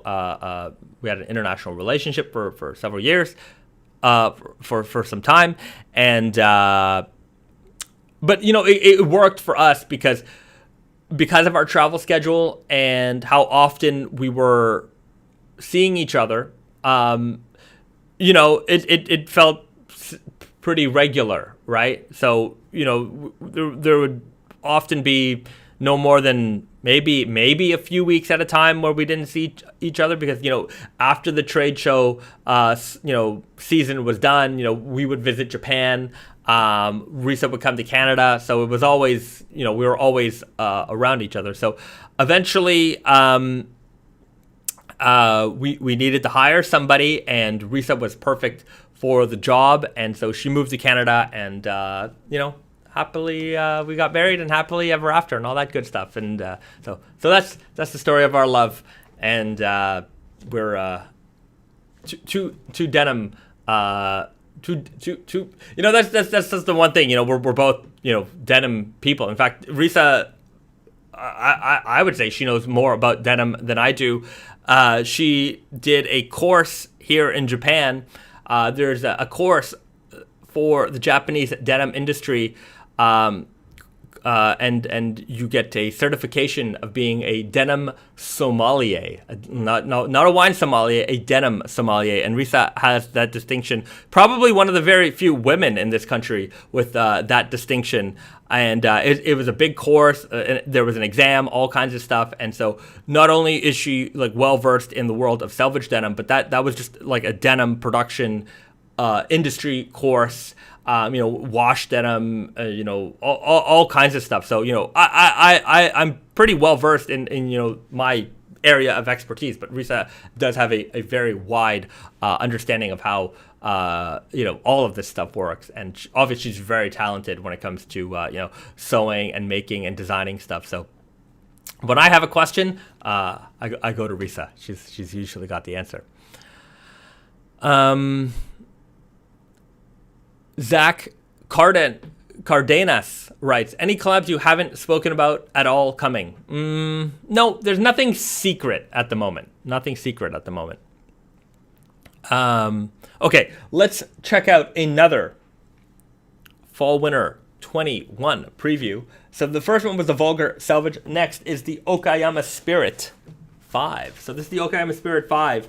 It is this guy right here. You can check out that thick black buffalo leather patch. A little bit of cat fur on here, as you guys can imagine. You live with cats, that's what happens. But with the Okayama Spirit 5, you've got a dark indigo warp paired up with a black weft. So black interior on these jeans. So as this denim fades, and we all know how beautiful the Okayama Spirit denim fades. This is the same construction base as Okayama Spirit 4. So it's 16 ounces, sanforized, but very slubby. I don't know if you guys can really get a picture of that, but you can kind of see just how flamey this denim is. So a very, very textured, flamey denim, sanforized, so you don't have to worry about shrinkage, with a very high contrast fade potential. So the warp here is going to fade brilliantly, very, very electric blue.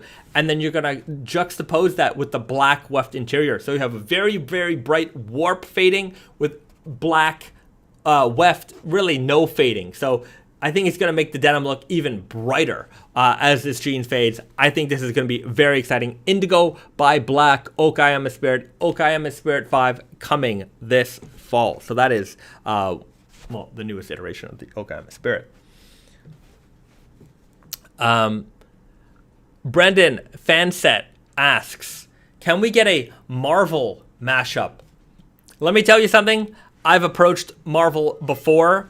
I really wanted to make X-Men happen. Like classic 90s X-Men. Just that art style, I'm really a big fan of it. And, a lot of companies, as with, people who try to market to me, and I never answer those emails. I'm sure they get a bajillion emails from people trying to do things with them. And when I messaged them, they were actually kind enough to respond, and they said that they had some denim projects in the works already, so it just wasn't the right timing for them. And then they just I've tried to re-engage with them, but I haven't had any luck with responses. I'm sure that at some point I will get this one. I would love to do an X-Men collaboration. The entire Marvel universe. I have the thing about Marvel is I have all the Marvel movies, or at least almost all of them. I haven't watched barely any of them. I don't know why, but yeah. But 90s X-Men, big fan. Love the art style. Love the animated series. I grew up with that. I grew up collecting those X-Men cards. I played Marvel Overpower. Everyone's talking about like Pokemon's cards value. When I was a kid, I used to play a game. The nerds played nerds. In my school, it was anyone playing card games at lunch instead of playing hockey was a nerd, and so I didn't play much hockey. So you know which camp I fell into. So the nerds, we played, not we, because I didn't, but they played Magic the Gathering. And me and my group of sub-nerds, which comprised of 2 other kids, we played Marvel Overpower cards. And there's never been a demand. You see all these Pokemon cards selling for like $1 bajillion. And like, there's never ever been a demand for Marvel Overpower cards. Like nobody played that except for me and like 2 other kids. It was kind of funny. We played each other every lunch. It was the same. We already knew each other's decks perfectly. We knew like every card that each our that we all had. So we knew how the game was gonna play out every time practically. Marvel Overpower. Look it up. Nobody played it, but I enjoyed it when I was a kid. I was a big fan.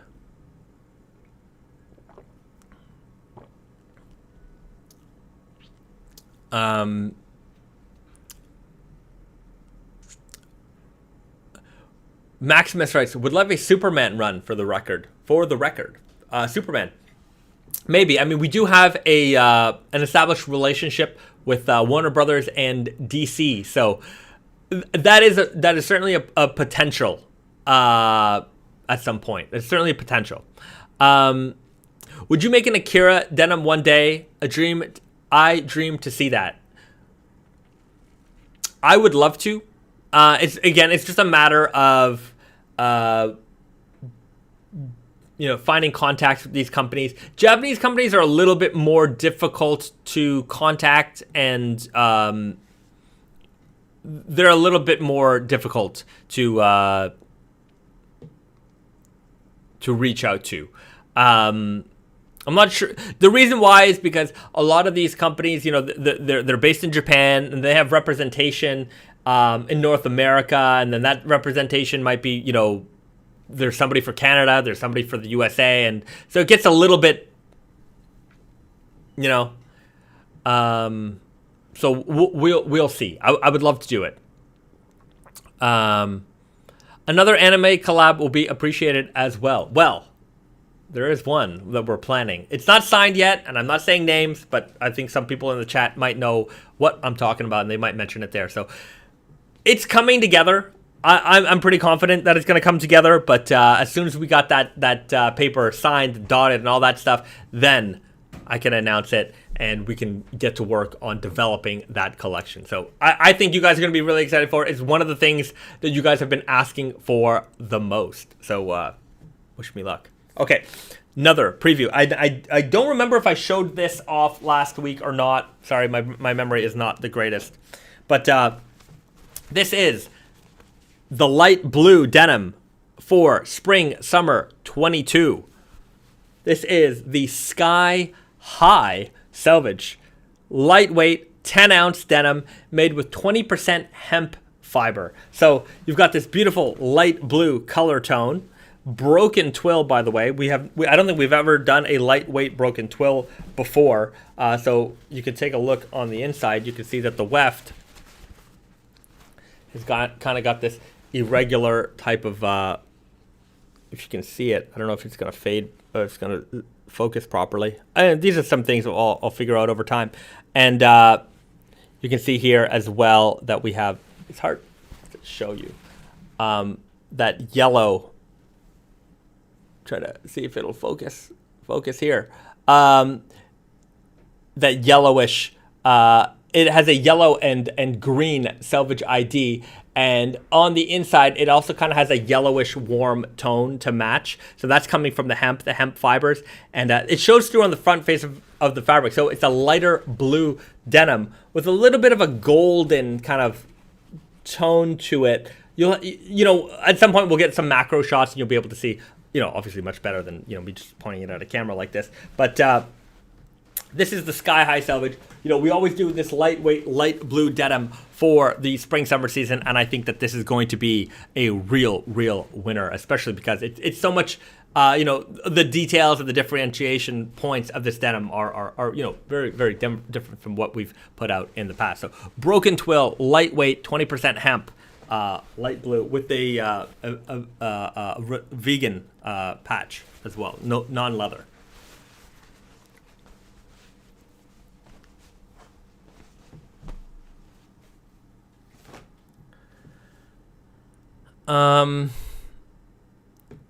Electric Bam Boogaloo 2 writes, I'm biased and I prefer you do DC. Maybe a Suicide Squad inspired one, or a Doom Patrol, or even Titans. Well, KW writes, we just did a Batman collection. Yeah, I could see us doing more down the line, but you know, let's we'll try to spread out the love a little bit in terms of the different types of properties that we do. C. Sanchez writes, is a broken twill King of Slub possible? Certainly possible. Certainly possible. All right. I'm going to show off one that I'm pretty sure I haven't showed to you guys before. And this is the main line selvage. This is 9 ounces. I'm pretty sure it's 9 ounces. I'll double check, but I'm pretty sure this one's 9 ounces. Light.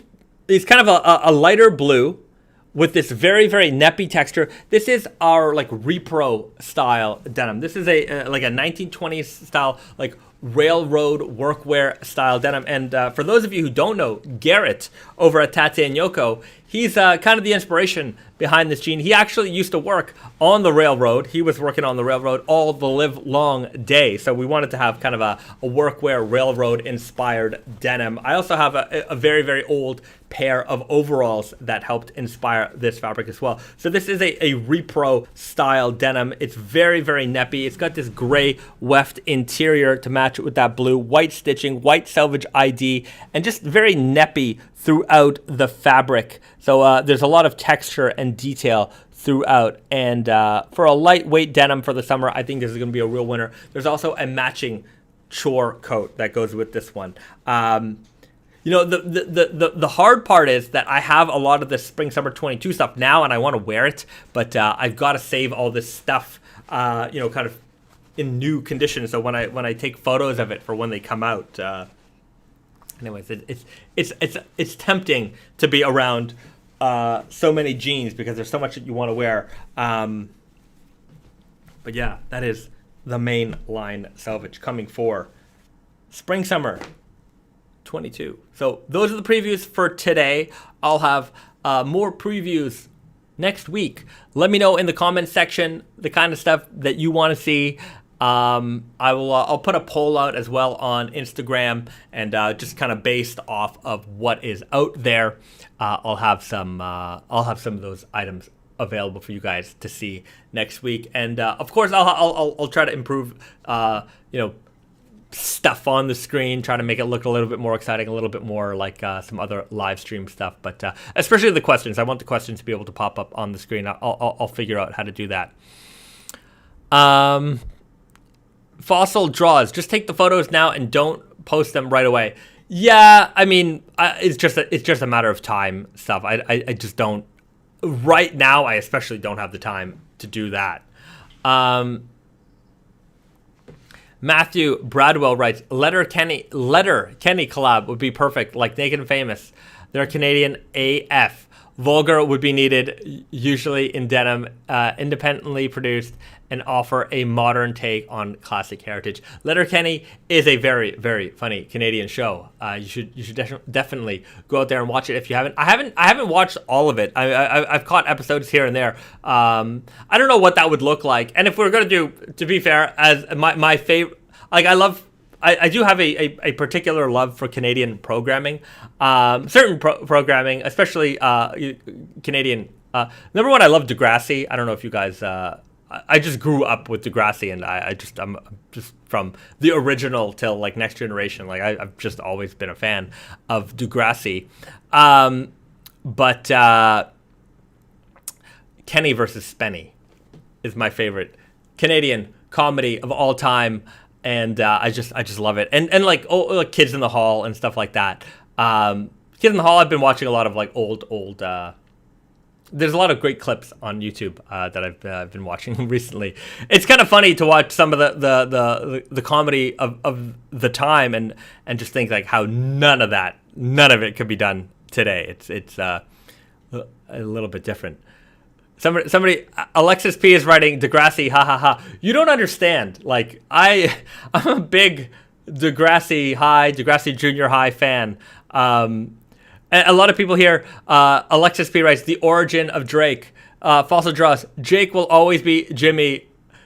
Yeah, wheelchair Jimmy, man. Like, it's hard for me to distinguish Jake from wheelchair Jimmy because just that's the way I grew up seeing him. But I mean, you know, what a amazing Canadian talent we have there with Aubrey Graham, actor and maybe the most famous rapper in the world right now. Good for him. Good old Canadian boy.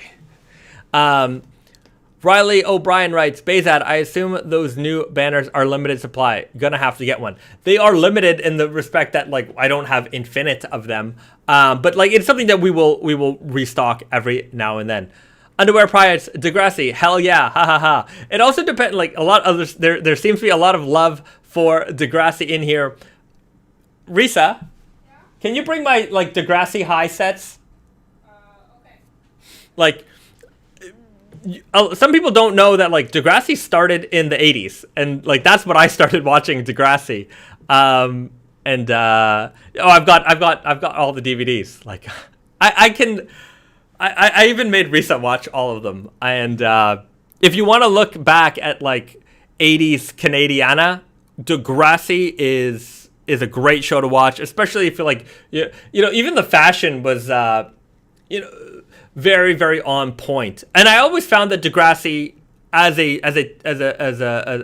show was very true to what young people were wearing. It wasn't like 90210 or something like where things seemed a little bit unattainable. But I mean, you know, got your Degrassi High season 1, season 2, got, you know, all the DVDs here. Season 3, then Degrassi High. So I got them all. I got some Next Generation here as well. But my first love of Degrassi started right here, and I grew up with all of this stuff. So go and check out some Degrassi if you wanna impress older Canadians like my age. Reference this Degrassi and not the Next Generation, and yeah. Matthew Broadwell, wife, kindly fetch my teen melodramas. It's we're a team here. We're a team here. I have to say that you know, she enjoyed it as well. I mean, it was it's very Canadian. This is very Canadian, and yeah, Joey Jeremiah and the Zit Remedy. Shout out to one time, me and Risa. So the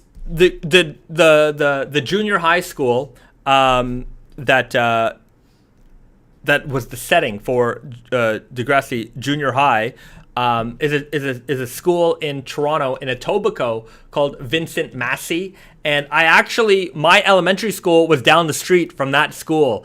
And I actually had no idea that Vincent Massey, or the school where this show was taking place, was just up the street. And Risa and I, a couple years ago, we went up there and we took pictures in front of the school.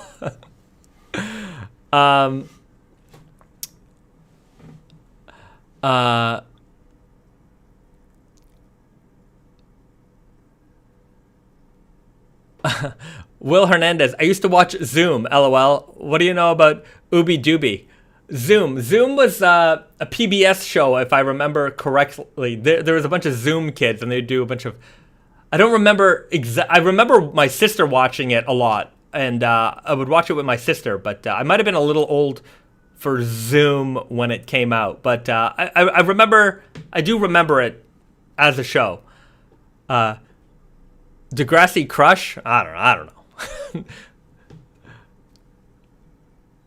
Caitlin was the Caitlin Ryan.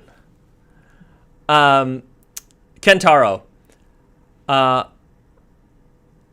Kentaro writes, "How come the leather patches on the capsule collections are fully stitched? I'd love to show off my Goku patch even when I'm wearing a belt." I talked about this a little bit earlier, and they're fully stitched because I prefer full stitch around. But anytime we have a thicker leather, full stitching also provides more durability. Because sometimes if you only do the top and bottom stitch on the thick leather patches, they come off. So we do full stitch so that they're there. Now, if you want to be able to put it on a belt, use a seam ripper and just cut off the edges, and you'll be okay.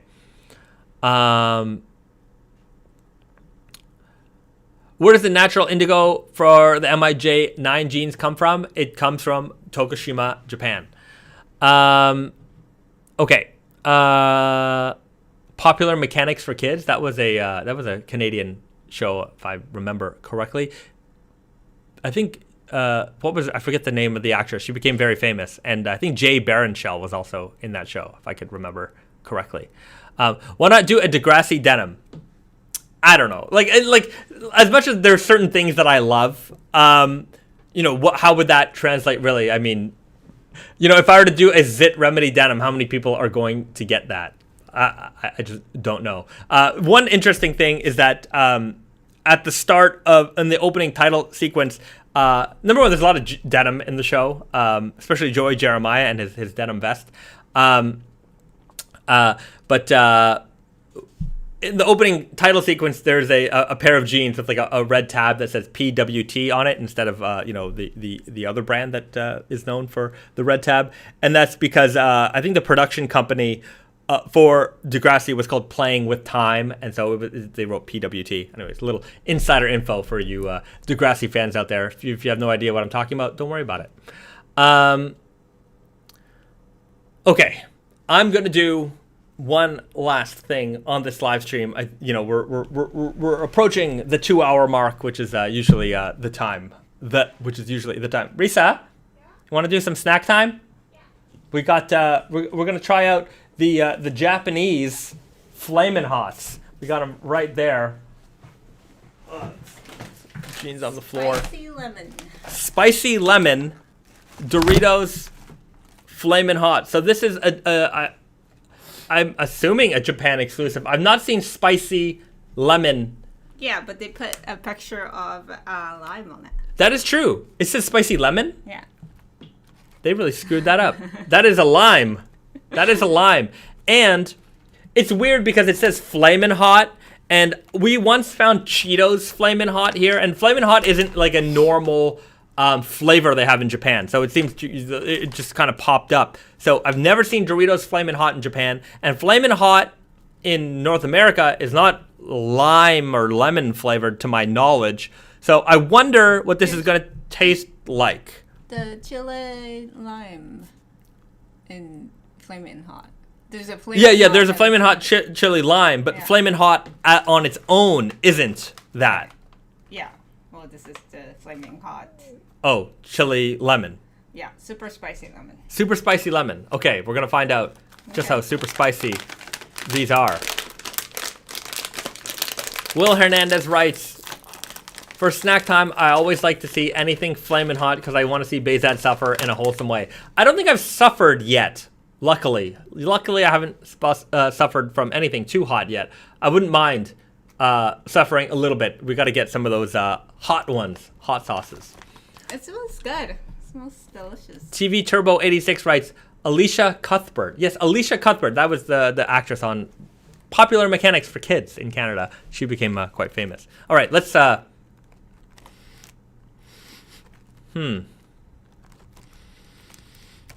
They smell... I mean, they smell lemony. They smell lemony, like a lemony tortilla chip. Yeah. I don't know if... It smells good. It smells good. I don't know if it reminds me of Flamin' Hot just yet. Let's take a look at that chip. Notice that I think the Dorito chip is smaller, right? Am I wrong? It doesn't look that big. Okay, so it looks like a standard Dorito chip.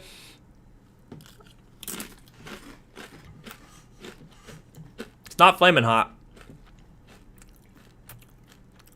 It's got this like... It's got an initial lemony taste, then fire, then lemony. That's what I got. Yeah. It's very lemony. It's way more lemony than I thought. Very lemony. No bad. Not really spicy. Like, it feels spicy in the beginning, and you feel like it was gonna go like spicier. It's acidic more than spicy. Yeah, maybe that's why. It doesn't stay in your mouth. No. Spice level, this is a 5 out of 10. Maybe. I would give it a 5 out of 10 in terms of spice. Like, it's not mild. It's above mild. Yeah, I wouldn't give it to a kid also, but like you give half of one to a kid if they wanted to be brave. If they're like 10 and above, I would give them. Okay. What do I give this? Score out of 10. This chip gets it's a 7.4. Oh wow. 7.4. Higher than I thought. It's a good chip. I would get this again. Probably be really good with dip. I would use that with like a salsa. That would be really nice. I think this is a winner. That's a good chip. It's not upper echelon. Like, for me, upper echelon is 8+. That's original Flamin' Hot. That's sweet chili heat Doritos. That's all dressed Ruffles. Those are top tier chips. Okay. Those are top tier A level A grade chips. This is just under. It's good. It's not gonna be my first choice, but I would get it every now and then if you wanted to just sometimes you had like a bunch of bags of sweet chili heat in a row. If you're anything like me, you have. And you're just like, okay, I need to change it up for a minute. I need to change it. You don't appreciate it that much. This is what you change it up for. Okay. Riley O'Brien writes, Risa, you walked away earlier, but Bahzad conceded that you know more about denim than even he does. I didn't think anyone alive knew more about denim than he did, but I gotta rework my list. Oh, I mean, I don't know if that's true. I think it's true. Who knows? Who knows? Can't really. I mean, I did see more of denim production, I think, in like my days of working in Japan a little bit more, because we dealt with like washing and stuff like that too. But in terms of raw denim, I think you're very knowledgeable. You've had longer experience. Yeah. You've had 10 plus years. Yeah, but I find you know what I know, and then you also know what I don't know. Well, anyways, there are more people. There are people even more intelligent than us. You know, there's sometimes we have to go to other people. Brandon is an encyclopedia as well. Yeah. But sometimes when we don't have the answer for something, we go to some of our friends. So obviously, I think it's reciprocal, because sometimes people ask us stuff too. So right, but I mean, in general, people who are actually weaving the denim, they tend to know. They know the absolute most. Yeah. And like none of them are talking on the internet. No, I mean they don't even realize how like Yeah. nerd level they Yeah. are. I don't think. Yeah. It's just that's my job. Right. Yeah, they really do just treat it like it's a job. Like they're like, oh, okay. I mean, Like, it's a job, but yeah, they're not like online people. They're not public people. Yeah. They're just yeah, some of the people at the mill are definitely like, oh, like they're like, oh, like why would you even be interested in that kind of stuff, kind of thing. Sometimes yeah. they're like, oh, that's just something that's like really intriguing to us, and they're just like, oh, well, that's just this and that, and it's like, oh, makes sense. Okay, it's yeah. great to know for us, but then they're like, for them, it's like, well, I mean, yeah, I think they're like farmers in a way, like how like when we're like trying to grow a plant, we want to know like these little things and Google it and stuff like that. Farmers know all of that, but they don't really care. Yeah. It's just, anyways. Yeah. Will Hernandez writes, where are all the pastries though? I have a major sweet tooth. Didn't y'all have milk bread before? We had, what did we have? We had a cream puff the other day. Yeah, we'll have to work on the pastries. I mean, chips are so much easier, and I love chips so much. It doesn't go bad so fast. Yeah. So, anyways, we'll consider broadening snack time a little bit. Also, a lot of drinks. A lot of every couple of months there's like a bunch of like a wave of new drinks that hit the grocery store. So we'll have to look for some of that stuff too. Okay. We're gonna answer a couple more questions, and then we'll call it a day. Fossil Draws writes, Bahzad, if you want to see what 6 months of sandblasting does to Naked and Famous Denim, check out my channel after the stream. I just put up a short clip of my Indigo Selvage. Well, I'll have to check that out. Leave a link to it in the comments below, and everybody will be able to find it. Okay. Riley O'Brien writes, you guys are fantastic. Clearly a huge reason why the brand is so strong. I love this community. You guys are all amazing. You guys are all amazing. And thank you so much. I'm going to call this, this is going to be my outro. And thank you so much for joining us on another live stream. Wait. Book recommendation. Oh, okay. Oh, sorry. One more question, and then we'll do the farewells. Alexis P writes, what if I want to learn more about denim? Where should I start? Any book recommendations? What would you or Risa recommend? That's a good question. Let me go pull out a few books, because I have a couple here. But if you have any, yours are in Japanese. Yeah, that's the thing. I have a couple books that are really, really like interesting. I actually should like review every now and then, but yeah, they're all in Japanese. For me, it's easier to read in Japanese. And, obviously it's easier to get Japanese books here. But I think Bahzad would have a couple. I have a couple. Will you? Yeah, I'm just trying to...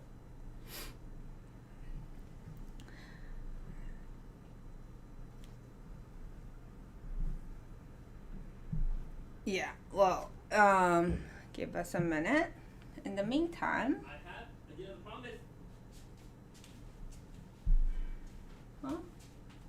No, I mean, the problem is I have a bunch of books in Montreal, and I forget their titles exactly, but yeah. I mean, for one, I don't think they sell this anymore. Really? But yeah, this so it's a brand called Kapital here in Japan, and this is just funny because it's just a bunch of denim phrases in their translations. You know, let's there's one about a nice butt. I'm just trying to find one. Where is it? That one's, I can't find it. Anyways, I'll read a couple out here.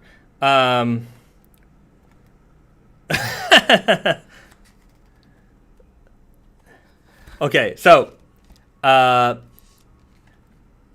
senjo nani sukebai ii? Right? No. Oh, okay. Yeah. What did I just say there? Senjo nani. What do you use to wash the denim? Okay. All right. This is the best one. やっぱりジーンズにはノーパンだよ。やっぱりジーンズにはノーパンだよ。Actually. Huh? You should pronounce it niwa. It's a mistake. Niwa? Oh, it's a mistake. Yeah. So how should you pronounce it, Risa? やっぱりジーンズにはノーパンだよ. So that's the picture. Apparently there was a mistake, but that's the picture of it. And the translation is free balling is the best.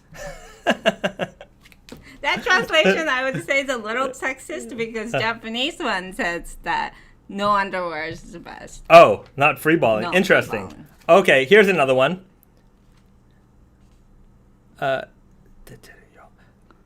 パンツの線が出てるよ。パンツの線が出てるよ。And so that's the picture. Risa, what is the translation? That I can see your underwear line. That's right. Your underwear line is showing. So, I mean, this isn't exactly, high-level Japanese or denim knowledge, but it's a fun little book. I don't know if they sell this anymore, but it used to be 500 yen at the Kapital shop, and it was definitely worth buying because it's a lot of fun to read some of those phrases. Some of Risa's Japanese, denim books here, Japanese handbook, and what's this one? That's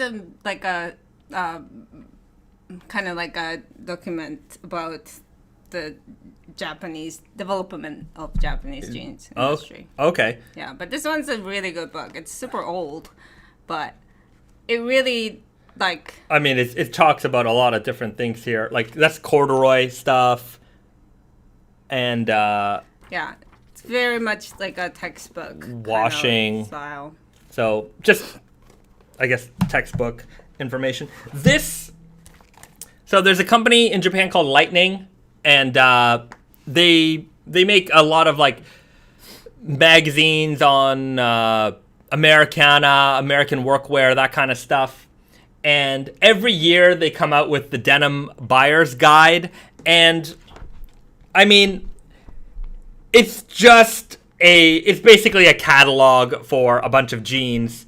And it's okay. I mean, if you own one, you own every issue. I don't know if you need to go and buy this every year. But, I mean, as a resource to learn from, I don't know. But sometimes they've got some good pictures of worn-in jeans. So it's kind of interesting to look at that. But as an actual proper resource, this book, this is a great book to own. There's two versions of it. This one's for the denim jackets. They also do another one for the jeans. I have both. Unfortunately, the jeans one I have is in the Montreal showroom, but this is just a great resource for pictures of faded jeans, details. So it's a great resource if you want to look at the evolution of product and the types of hardware and details and things that were used over time. So it's such a nice way to look at all this stuff, especially if you're like us, like we collect old stuff, but some of the stuff you're never going to be able to get your hands on. So aside from seeing it in pictures, that's really the only way that you're going to see this stuff. And like the picture quality here is just so nice and high quality. So if you want things to reference to, it's a great resource to have. Here they've got if you want to date things, they've got different pictures of all the buttons over time and the hardware, the leather patches, all kinds of stuff. So I would definitely recommend going to get this. Levi's vintage denim jackets. There's also, I think it's called the 501 book. It's a little pricey. It's like $100, but it's a nice hardcover book. It's got a great slubby texture to it as well. So, it's a great coffee table book. If you like denim, I would love to make a book like this for Naked and Famous one day, but we're not there yet. They have a couple of more years of history on us. But it's in English and Japanese, so there's Japanese text and English text on the other side. So those are a couple of books I would recommend checking out. I'll try to come up with a definitive list at some point. I know that there are more than this. Okay, I'm gonna leave it at that, and I'm just gonna say thanks for tuning in for our inaugural YouTube live stream. Thanks so much for joining us. It's been a pleasure. We will be back again next week. The live streams will get better every week, and I guess we'll leave it at that. Like, share, subscribe to the channel, leave a comment below. Let us know what you want to see next week in the stream, and we'll see you guys next time. Bye, everyone. Have a nice weekend.